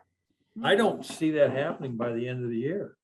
If you look at a calendar, right now you're talking about making an application in May, which pushes it to June. 30 days later, we have 6 months from that point. That makes it December. Correct. If we can prove that we're at least within a certain phase of that 40B process, sometimes DHCD will still allow the project to go in for the winter round. So it is something that even if it's not, perfectly timed out, we will still apply in the fall to be part of the winter round. And if the winter round doesn't turn out, we will apply again next year. So There's two ways to describe that. One, there's the winter round is really two processes. I think maybe Sharon said this, so there's a pre-application that goes in and we describe the project in general, and then they say, it looks like there's enough of you for the project to proceed. And by January or February, when they actually open it up, then we would expect to have the ZBA approval by then. Well, you have your letter of commitment now already, right? We You have have your letter from the state. We have a project eligibility letter that looks like Yes. it says this is generally ready to go in that regard. Now we need to work with you to get further town approvals. Yes. Okay. It sounds to me like, and Mr. Dixon's got his hand up. It sounds to me, Sam, like there's going to be some parallel tracks going on here. It's not serial. I'm sorry? There's going to be some parallel tracks going on Yes, here at some yes. point in time. Yes. It won't be a It's purely not serial process. Yeah, it's not Right. sequential. I get that. Yeah. Got it. Mr. Diskin, you have a question? Yeah, for the team, Phil, Yes. are you have to also ask for like a waiver of the building permit costs, something along those lines as an incentive? Ken, those will always be useful. We didn't come to the table asking for those right now. I mean, you can grant those. The town of Taunton did grant us those waivers.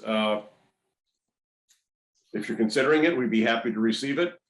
We didn't come to the table asking for it at this time. Okay, the other question I have is a project like this have to be prevailing wage?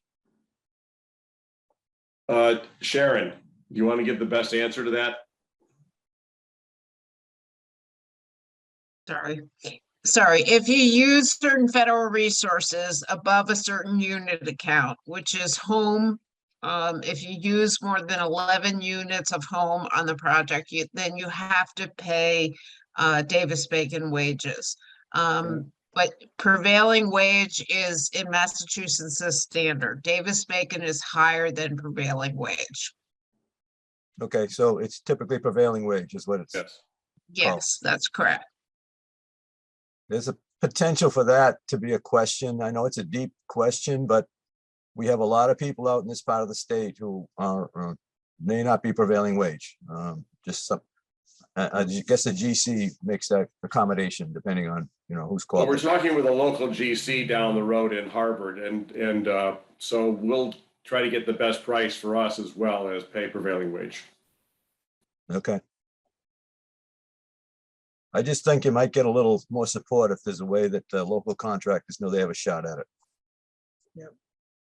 I think that I can say that the GC will give us the best prices he can get with the regulations and rules that we have here. That is, it is less expensive, we know, to build. It's more expensive, let me put it this way, it's more expensive to build in Boston for sure. We know a GC who won't even go near Boston because it's too expensive. Then he can get better prices outside. So there is flexibility there. Boston's not the same as Ayer in that regard. The AMI and standard may sound the same, but it isn't necessarily the same for the GCs. Thank you. I'm going to ask the committee, all right, the members of the committee, if there's any other questions, because I think we need to discuss as a committee and as the trust, moving forward of our schedules as well. Because again, we need probably some public information sessions so that the public knows exactly, a little bit more of what's a 40B and such. So to educate a little bit more. So with that, I don't know, does the committee have any other questions? Ron or Ken? I'm good. Thank you. Yes. All right, and I'm fine. So Jeff,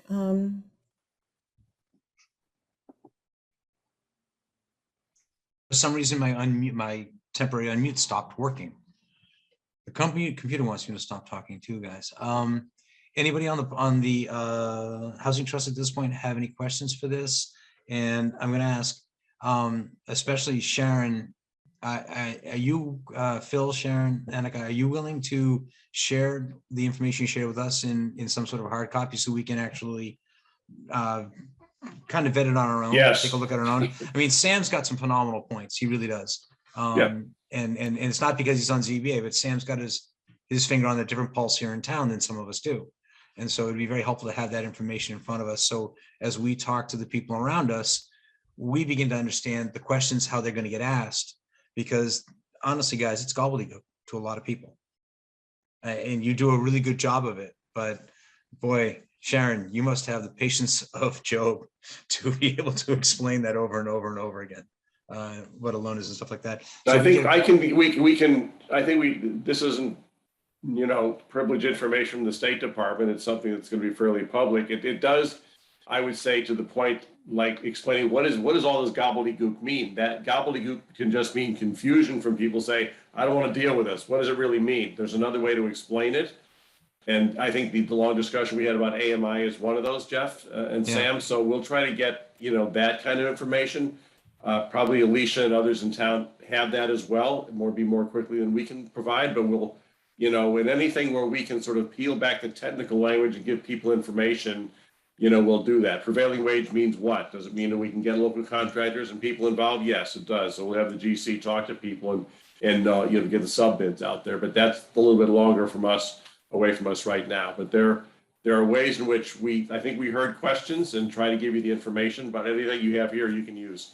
Well, I appreciate that. And one of the conversations, I mean, I know Alicia, Ken, and I have sat down and talked about this and some other things, and it really is, it's good.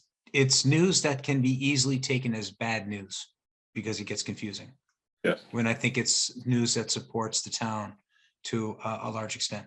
Gives the town an opportunity out there on Fitchburg Road to do something that the town will benefit from for a fair time to come. And I have a personal view on housing like this. I think it's a great thing. I'll say that personally, not on behalf of the trust, but personally.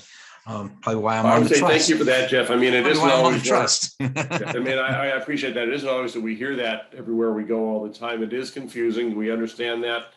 We know how sometimes people feel about it, but we also understand this is a site where people feel like it is maybe setting a different standard or a different way to develop for growth in the longer term. So we're happy to do that. There is a little bit of pain being the pioneer in those cases, but if you're patient with us, we'll be patient.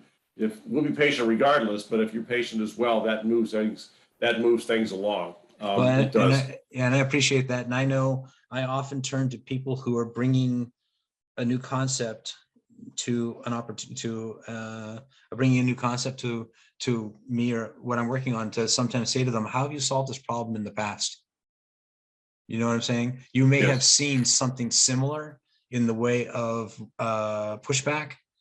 And if we can also help get that help too, and Sam, that may be helpful for figuring out the discussion with people on what does it bring back to the town.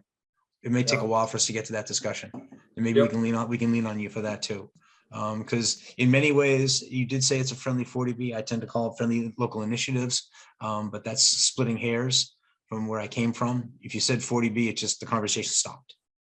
But I hear you. Okay, they've been able to put them in. No, not you. It's not out here. It's not a problem out here. If you say local initiative out here, they really think you're lying. You're coming up with something. People understand 40B, or they are aware of it. I would recommend on that, and take the licks for using those words because they would be considered more truthful, I think. Mr. Diskin has his hand up still. Go ahead, Ken. Yeah. Thanks, Jeff. Annika, based on your aggressive May 22nd discussion, is BSC still the site engineer? Correct. BSC is still our site. Yes. You know if BSC has contacted the Department of Public Works at all at this point in time to talk about water and sewer connections and main things? So we have had quite a few discussions about that. Yes. And it was currently, so there's no front of site access to water or sewer. Obviously it's Fitchburg Road. There's nothing existing along that. I think the closest on the front of the site is about, I think, Alicia, what do we say, 2,000 feet away? It's quite a distance from the site. Is that it? Excuse me. Is that at Shop and Save, Alicia? You're muted. Still muted. Alicia, you're on mute. Sorry about that. It's not clear. It looks like it goes across Shop and Save's parking lot, but we're not sure exactly where it lands. This is Dan and Mark. we're not sure exactly where it lands on Fitchburg Road, but it's also up on Isaac Lane. So the question is whether you would go through Isaac Lane or whether you would go through Shop and Save. It's coming across that back property there. Yeah. Be careful when you start talking about Isaac Lane, because again, that's DHCD property. So if you're gonna get an approval, you've got to go through DHCD to get approval to do anything on Isaac Lane. Yeah. No, there's a pumping station, not a pumping station, but a hookup up there. No, I understand that because Family Dollar tried to do that. Oh, okay. Yeah, well, that's where they did do it. They. I understand that I understand. And, you know, again, they got in trouble because Right. they went onto DHCD property. So there is an existing, so this is, if you can see the screen, this is the existing sewer line that's out by Isaac Lane. It does cross over onto the very back of the site. So our expectation at this point in time, until there's any sort of certainty or feasibility around putting in a sewer line on Fitchburg Road, which we have had some conversations around, but as of right now, the current plan, due to just what is feasible, is to run our sewer through the back, which would actually cross underneath the wetlands, and then tie into the sewer line that is currently here. So it is 100% on our radar. I do believe our civil engineer has had conversations with all the appropriate people, but certainly something to double down on as we file our application and continue the process. Yeah. If I may, and that's a great question, Ken. Thank you. Do you have more, Ken? Because I actually have a follow-on question for other services. No, I was just wanting to emphasize that, and I'm glad that they've reached out to Department of Public Works, because I think the Board of Appeals will go right to them as the meetings open up. So yeah, and we've done some horizontal directional drilling in order to complete water and sewer in town in different places. So that's something that the town and the DPW is very comfortable with. Annika, I'll let you know about that. How are you going to bring electricity to the property? So I believe, and if you give me a couple seconds, I can pull up to double check my. I'll go right to the chase. Yeah. Are you looking at going underground on the property? You're going to stay aerial? Gonna be underground. I believe the plan is underground, and I can Thank you. double check to confirm. Yeah, because I think at one point, and I may be confusing plans, that there's a pad on the Anderson Funeral Home side of the property would be the connect, and it would come in from, I think, from that direction, but I may be totally wrong. You have the plans in front of you. You can let me know. But Yeah. underground utilities is something that I personally would think would be nice. I mean, it allows us sidewalks, it allows us access, it takes impediments out of the way. If you give me a second. Thanks, Phil. And we do suffer from ice storms out here. I'm lucky we haven't gone through it since I moved in, but we have a whole house generator for that reason. No, 6 days without power. I in the believe it. past. I will have to double check because I don't know if I Okay. have the plan at my fingertips right now, but certainly worries. something that I can include. I'll send the slide deck that I shared, which is sort of just the preliminary design plans. As well as I have a unit mix. I'm going to double check with Sharon that this still is completely accurate, because this was what we had going over the summer, but I believe this is still the latest and greatest that she works her numbers off of. So I'll share the unit mix, I'll share the slide deck with the plans, and then obviously the summary sheet of finances with Alicia. And then we can make sure that gets circulated to everyone else, but I'll follow up with, I have been making a list of some general questions to kind of include as well, and notes and things and clarifications. So Well, Jeff just made an important point. I think I want to know a little bit more about that, and in terms of what people are doing or even a recommend. I mean, I know climate change is coming, maybe not fast enough to solve that particular problem, but if people are in general building on-site generators for something like that, then we need to know about that or think about it. So I don't have an answer for that, but it's good information. Well, Phil, so my experience with elevated buildings, you're going to put a generator in there whether you want to or not. Yeah. Okay. Whether or not you want to put some sort of generation for the whole property, typically That was my experience in the past is, you generate the common area building, there's kitchen and utilities there. You're not going to lose sewer. You're not going to lose water. Electricity in the individual units is going to be a problem.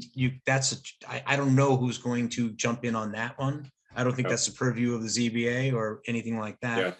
We'd have to look very hard at the cost of the project and the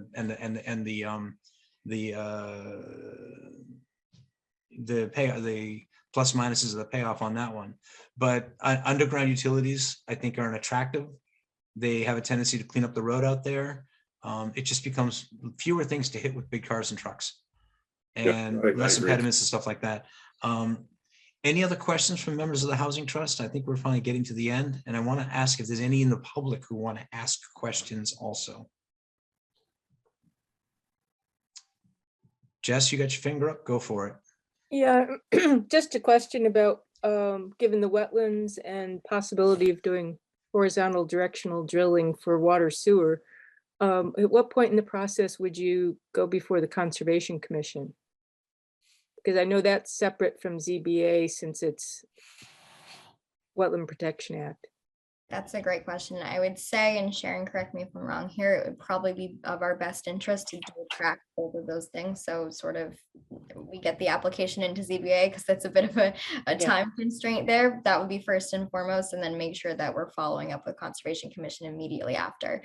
I think the one alternative that I did mention, which was if there's any opportunity for sewer out on Fitchburg Road, that is something that I think we had discussed briefly with Alicia, and I don't want to speak for her, but if there's any opportunity to make that feasible at all, I think we would probably know by about August, maybe November, the latest. I don't know how the timing works for that, but conversations to be had. So, certainly I think probably be in our best interest to get approvals to do everything through the wetlands. And then if there's a better opportunity, in the future, we could obviously change our plans. I think we'll have some time to get into construction, thankfully, just with the timing of everything else. It would be a MassWorks grant if we were going to go on Fitchburg Road, and there has been some discussion about that, but that's also another grant process, which means, we're talking time. Lots of time, yes.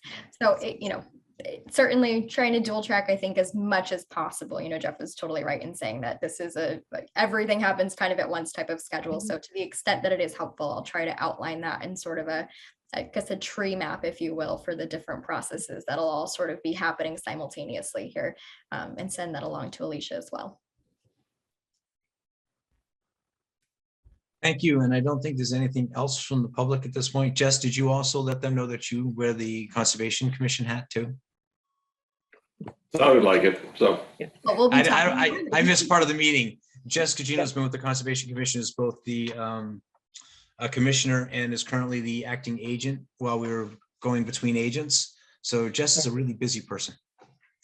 Also on the zoning board and CPC. So. Yeah. She does more than me. A bunch more. So anyway, other questions from the trust? And I guess, Jan, you already did the committee. You've already done the commission. Yeah, I already did the committee. The Yep. committee. This has been really helpful. And I Oh, want to good. say, Sam, thank you very much for taking the time to join us tonight. I think you brought up stuff I hadn't even thought about yet, honestly. Thank I think it you. was very helpful. Thank you. I think everyone's been very helpful. And thank you to Annika, Sharon, Phil, and your whole team. I know there's other people in the background, aren't there, who've been working on this. So Yeah, that's there are, great. but this is the crew that you'll see. Yep. Everybody else keeps numbers and keeps track of us as well. Okay. And so we're glad to be here. Nice to have met everybody. Look forward to meeting Sam and others as we go through this, and Jess. So any other comments you might have for us even before we submit something would be good to know, because again, as I said, it's the friendly 40B process. We need as much information as we can gather questions from you as quickly as possible so we can answer questions you do have or will have. Thank you. I do have one question I often ask, and it's an embarrassing question to ask. What did we forget to ask you guys? No, but seriously, we're new to this. Right. What's the elephant in the room that we're not seeing? That's either going to be a gotcha or a good thing. Time. I think time is of the essence. I mean, I've alluded to that. I can't talk too much about the sellers right now, but I mean, we have deadlines and needs to meet, significant financial ones that we are under some pressure to perform. And so that if you're asking that question, that's for us is a heavy, very heavy one for us that we have to perform in a timely fashion. Well, thank you. It's just, okay, great. So we'll get a copy of the materials if you had a chance to look at them. Thank you guys so much. And Very good to meet everybody. Thank you Zoom's all. cool. You guys don't have to drive a Yeah. long way back.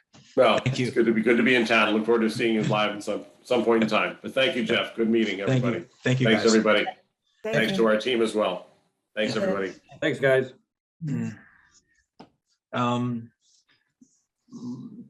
Did Lawrence say anything?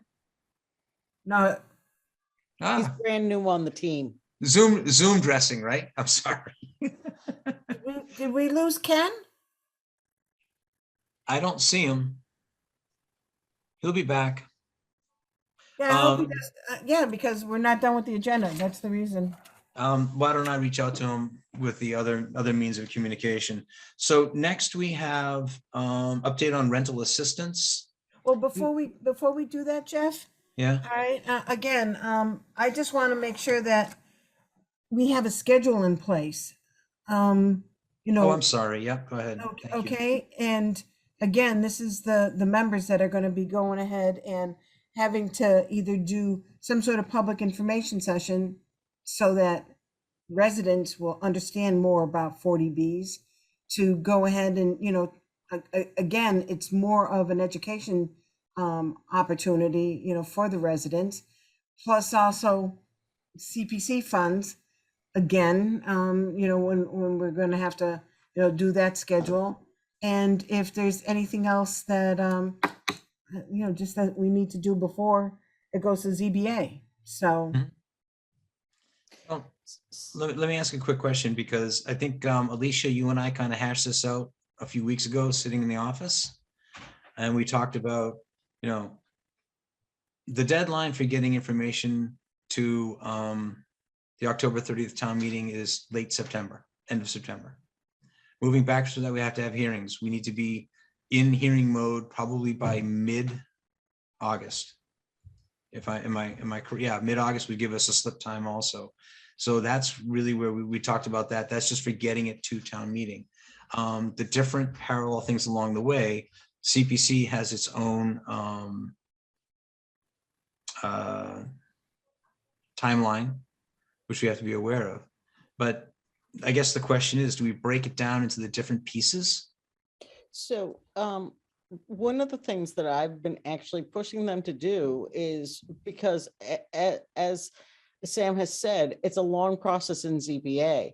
And I've been encouraging them to apply, get the ZBA application in, because we also trigger our consultant at that point in time. We've been given a consultant from CHAPA that once they have applied to the ZBA, okay?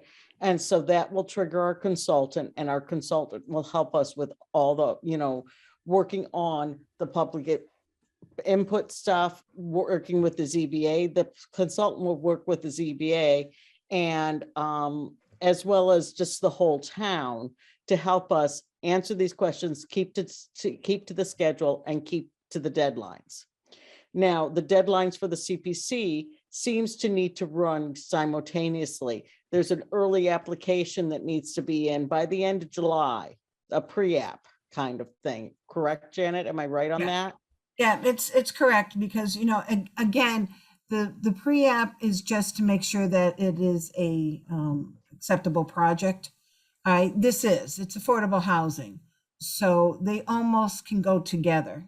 All right, because and one of the things that I wanted them to do was to be talking to the trust and the commission, wondering if they want to put in their application on their own, or whether they want to go with the trust and do a joint application to CPC. And I need some advice from CPC on what they think that should happen on that. I think we talked about that the last time. Colleen reported on that Noah would go and we would say, yes, we're in favor, but not that we would go for them, that they would go.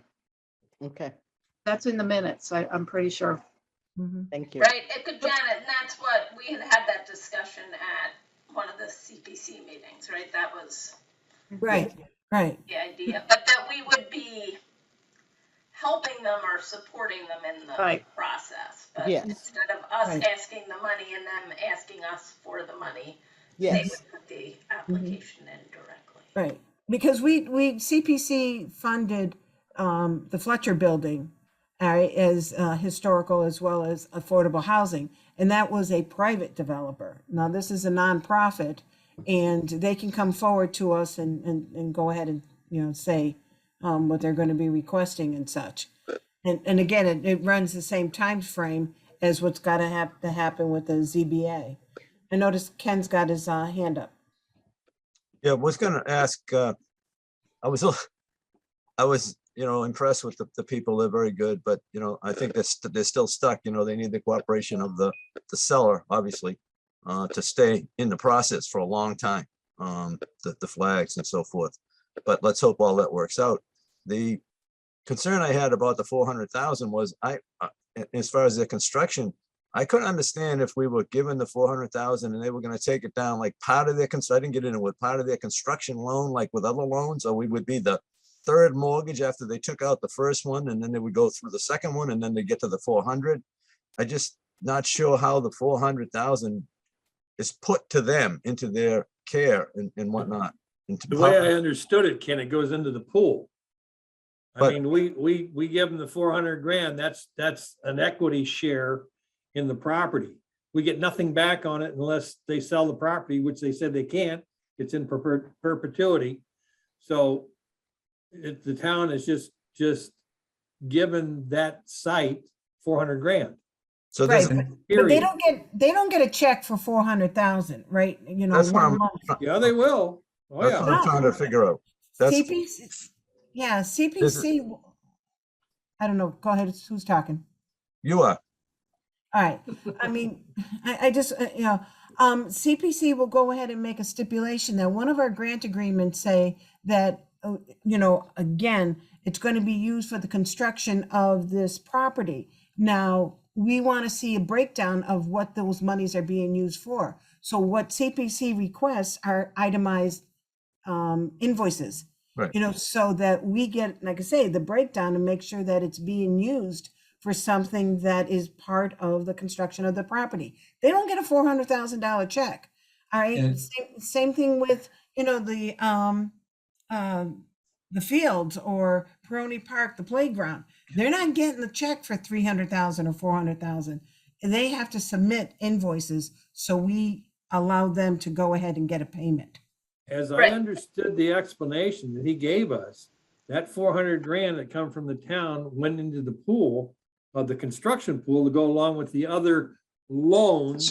So I'm gonna step in here. Yeah, We don't know where the money's gonna go. We're gonna find out.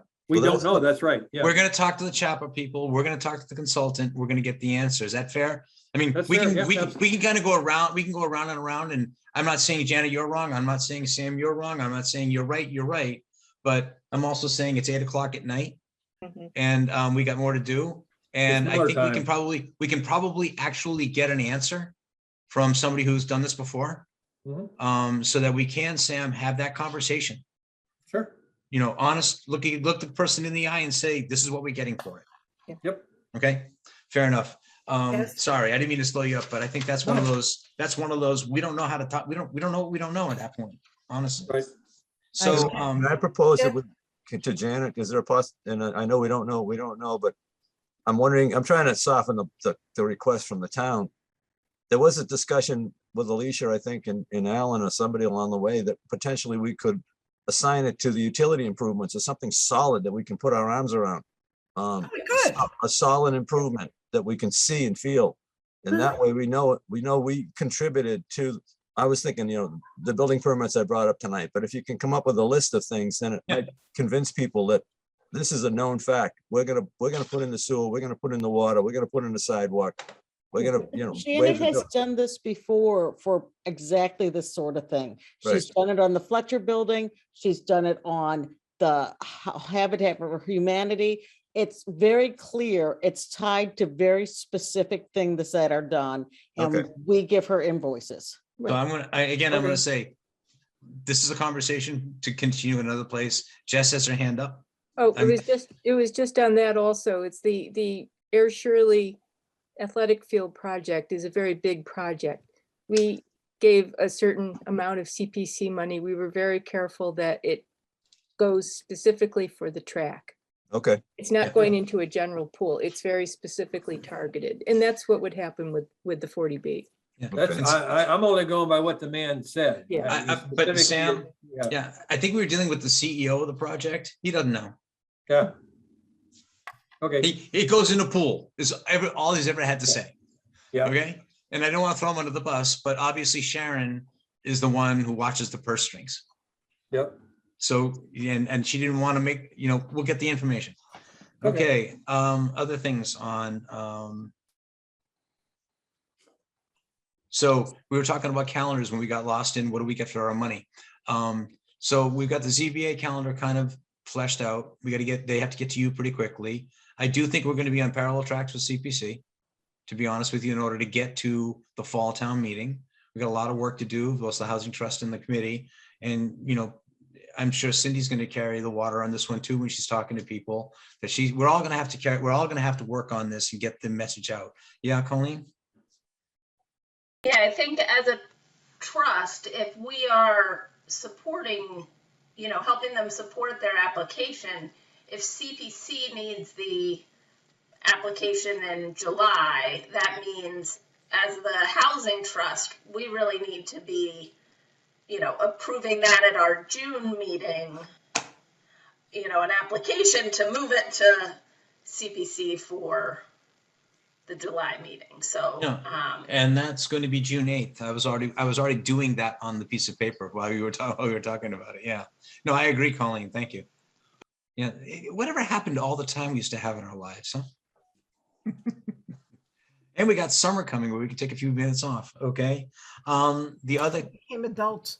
what other schedules do we need to be worried about at this point? We've got ZBA. At some point, Jess, they're gonna have to go to you guys. Yeah, I wouldn't think that's an urgent process now because that would be tied to when they're getting close to doing construction. So that wouldn't have to be too fast. Exactly.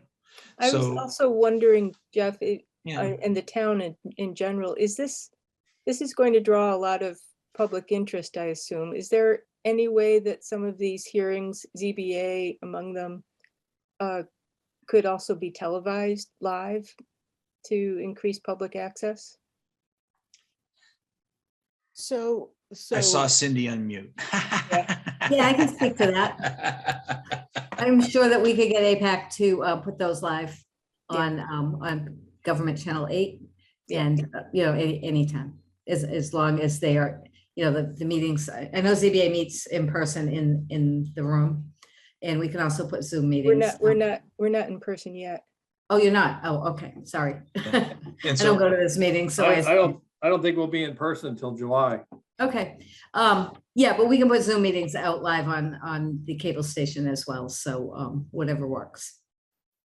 Yeah, I don't know how much of you guys consume what we do in our governance by watching video, by watching the whole thing. I would sure love to see edited versions of some of the stuff.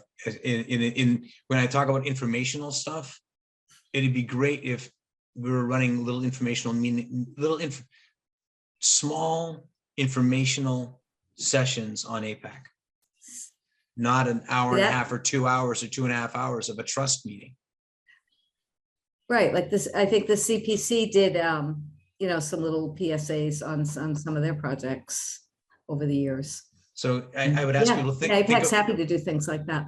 Yeah, and you guys want to think about what would be important for you guys to get out there. And I was talking to Scott this morning about some stuff, and he's interested in doing stuff. Mhm. And summertime's coming. The school kids aren't going to be bugging him crazy. He's not teaching classes. We can make him work really hard. Let's do it. So, but that might help Sam in getting the word out also to some of the folks who only have access through TV, through the cable channels. So other calendars we were talking about. I think it's what has to happen before town meeting is the CPC piece.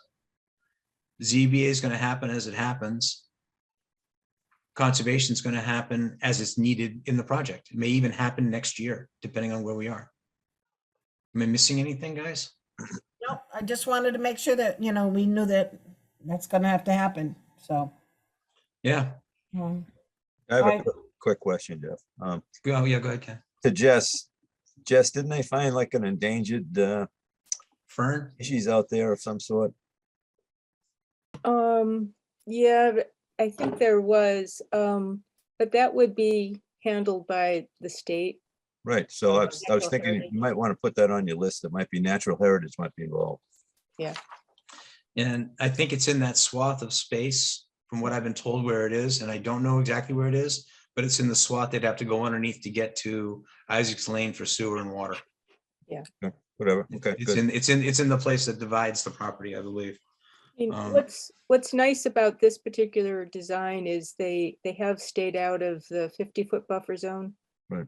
Even though our local bylaw does not apply for a 40B. And so, I mean, the advantages of a friendly 40B over an unfriendly 40B down the road are important to keep in mind. I got to tell you, I'm looking at it.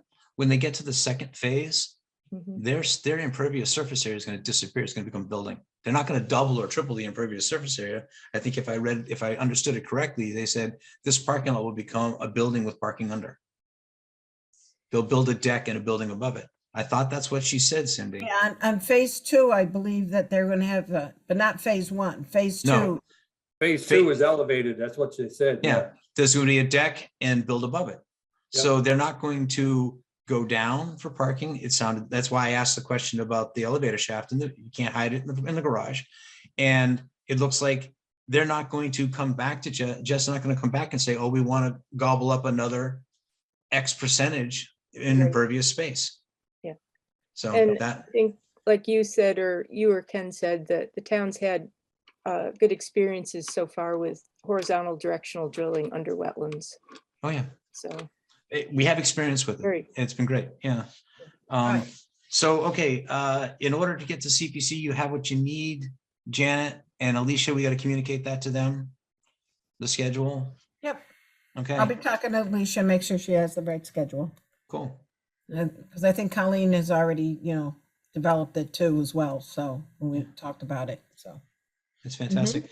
And we're gonna have to catch James up, James, Sean, and Jake up to speed as needed. And I will offer to help with that, Alicia. Okay, I got to talk to Sean about something totally unrelated to this, but I can sure Sean and I can spend a few minutes talking about this too. So I'll take that on. And if Jake calls and he wants to talk, Alicia, put him on me. I'll talk to him too. And I don't know about James. We'll figure that out. Thank you. Mhm. So good. Can we move on? Yep. Update on rental assistance. Thank you for You guys sending that you form. about done with me? Sam, Sam, go cook dinner, will you? Yeah, I gotta I'm eat gonna go something. get dinner too. Yeah, I just ate 2 buckets of peanuts and I had to run upstairs to pull stuff out of the oven because it's gonna burn. Bonnie's out front chatting with the neighbors. All right, Hi, well, Ron. Ron thank you says, much, let's go. Thank See you, you, Sam. everybody. Thanks for coming, Sam. All right. Thanks Thank you very for much. coming. Thanks, Jess. Okay, update on rental Can we assistance. please move through this stuff more quickly? Please. Go. So rental assistance, we had, quickly, we had the unit that we had talked about, the landlord has not brought it up to speed, so that is no, an empty spot at that point. So we've only moved forward with 3 of our rental assistance people at this point. The other one that got pulled off was, we had a tenant who was one of our neediest tenants, apply for RCAP Solutions raft money simultaneously because this person had lots of back rent. And a week before we were going to be paying her first month's rent or their first month's rent, RAF money came through with all the back rent and 3 months worth of rent moving forward. So I suggested that the person withdraw and because they can't do both programs simultaneously, Mhm. and then they can reapply when we put it out the next round, either next year or this fall. So we now Fantastic. have 2 spots available. Mhm. I've gotten another application. I sent you my review of that. That is FY 22-107. Mhm. And this person is disabled and on disability. I did the numbers with this person with what they are getting right now, but their disability is being reviewed, and there's a possibility that they're going to lose their disability. It's being reviewed in this next 6 months. So this is the most optimum. It looks pretty good. This person has a part-time job and that sort of thing, and is taking good care of themselves, but it is a volatile situation. They do qualify. It is the only application we have right now, and I need a vote on whether you want to move forward with this person. So let me ask one question, if you don't mind. Sure. If they lose a disability, they're going to drop below the 1 household income anyway, so they're going to be in worse shape. Yes, exactly.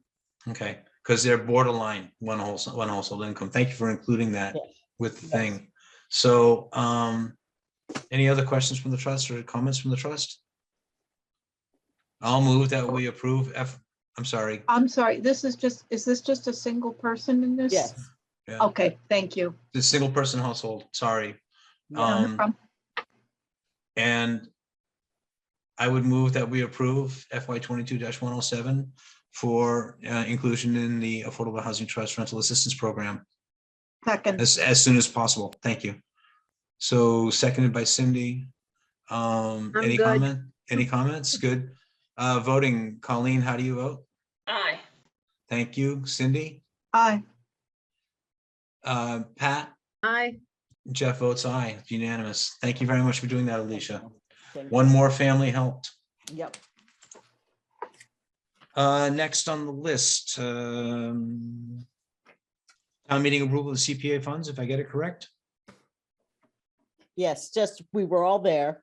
Do Yep. you want to talk about this, Janet? It got approved. Excellent. Okay, Excellent. let's move on. New business. I got an email from Jake, and this is something that Janet knows about also. Jake is being shipped out. He's going on deployment for 1 year. He has requested that we consider allowing him to go on leave of absence. He really has loved working with this committee and would like to hold his space in the committee. How do people feel about that? I checked with the town clerk, and it's really the committee's decision on this. He would like to step down as chair, because leaving it open to let somebody else be chair. But he would like us to consider holding a space on the committee, doing it as a leave of absence. I see no reason not to. Would Colleen, we, yeah. would we need to find like interim replacement to stand in, or would it just be one less person on the? This is kind of interesting, because when I was talking to Susan, we became aware of it, and guess what? The whole committee is actually up for reappointment. And remember, the trust was only a 2-year appointment, so you're going to be up for appointment in this period of time too. So, but It gets more complicated also, because planning board we just had a general election. Planning board is now going to go through its board elections, and the appointee to the trust may change. However, given that there's a lot kind of up in the air, thank you very much for checking, because Alicia mentioned this to me earlier today, and I thought, got to talk to Susan. yeah, So it sounds to me, I want to say Jake's done an amazingly great job as a chair. We're a new committee, and he stepped in, and I think he's done a good job coming up to here. I would move that we do our best to hold him in position while he's on deployment. on our behalf. And I'm concerned about having quorums. I'm concerned about a vote with a odd number of people, but we might have to cross that bridge when we get to it. Well, could we ask for someone to be a temporary person too? Again, we don't have the whole commission here. I mean, the whole trust here right now. So We're let's- missing 3 vital members. We're missing James and we're missing Sean. Yeah, So which we I'd can do- actually like to put this conversation on their shoulders also, if that's okay with people. But I'm glad that Alicia actually announced it. She told me earlier today, and I'm glad that, you know, I hope he's not in harm's way. I hope he comes back, and I would love to work with him more. I assume that it would, if there's a temporary replacement, it would need to be a member at large, you know, from the community rather than from one of the committees. So I don't Yeah. even know how we would do that. It's a But- good question because we got to take a look at the way the trust was set up also. So I think what, Maybe we should wait until our June meeting when hopefully James and Sean would be here. Maybe we can look at the bylaws to see what the guidelines are, and then we can make a decision as to whether we hold the spot and be down one member or whether we need an interim, because I agree, I would like to be able to hold the spot. If we need to have a temporary person step in for the year, then we can talk about that. So I won't be at the next meeting, which doesn't mean that, it doesn't mean anything, because I'll go either way. I like Jake. I'd like to see, I'd like us to hold a spot if it's doable. You know how I feel about it, so I'll be on board with whatever y'all decide. yeah, and we got the information, the information was given to Alicia today, and I would ask the simple question. I'm sure this has happened in this community in the past. How has it been handled? People went on deployment out of this community in the past. So again, we got to find out what we don't know and do it. Colleen, what I just jotted it down for a June meeting discussion. I'm willing to bet that James might be a great resource on this. He's got a lot of time in the town. He may actually have an answer that he hasn't. Okay, so moving on. Any other new business? Old business? Upcoming meetings, TBD. Next, if the second Wednesday is working for people, that's going to be the 8th of June, Wednesday Do you night. want a joint or do you want separate? I am 6'1", half a dozen the other, to be quite honest with you. I think it's nice to have people here so we can get it all done. And I think if we're working on the NOAA application for CPC, it may be very helpful to have it be another joint meeting so that we have as many sort of brains at the table working on that. Yeah. Okay, so And- we're looking at June 8th. June 8th, what do we have, a 6 o'clock start? Does that still work for people? I know it's a sunny day, you might want to be on the beach, but working at 9 o'clock at night's becoming really ugly in my life. Try midnight. Yeah, I know, Janet, and thank you so much for, honestly. No problem. Yeah, no, committee, Ken, Ron, June 8th work for you? Oh, yeah, June, okay, I thought we were on separate or joint. June 8th, okay. I like separate meetings, but that's okay. Otherwise, you don't need 2 committees. Tell you what, Janet, you and Alicia can flip a coin for it and let us know. Because I was thinking of having the committee meeting on the 10th. That's a Friday. I know, committee meeting When meets they on, usually have them. I Yeah, didn't we know, had I'm just asking, okay. yeah, we had them 10 o'clock on Friday Well, morning. then why don't if you want to break them up, that's fine too. Why don't we let's put the trust down for Wednesday at 6. Okay, You guys know when it is. If it turns out that we have to meet together, we either have to go to Wednesday or Friday. and because then this way here, what will end up happening is those members of the committee that may want to show up can show up. We don't have to worry about getting a quorum. Don't make it into a joint meeting. And then the committee can have their own like I say, meeting on June 10th Great. at 10. So the Housing Trust is June 8th at 6 PM. Is that okay, Ken, for June 10th? It should be at the moment. Yep. Okay. And Ron, June 10th Yep. in the morning? Okay. Motion to adjourn from the trust.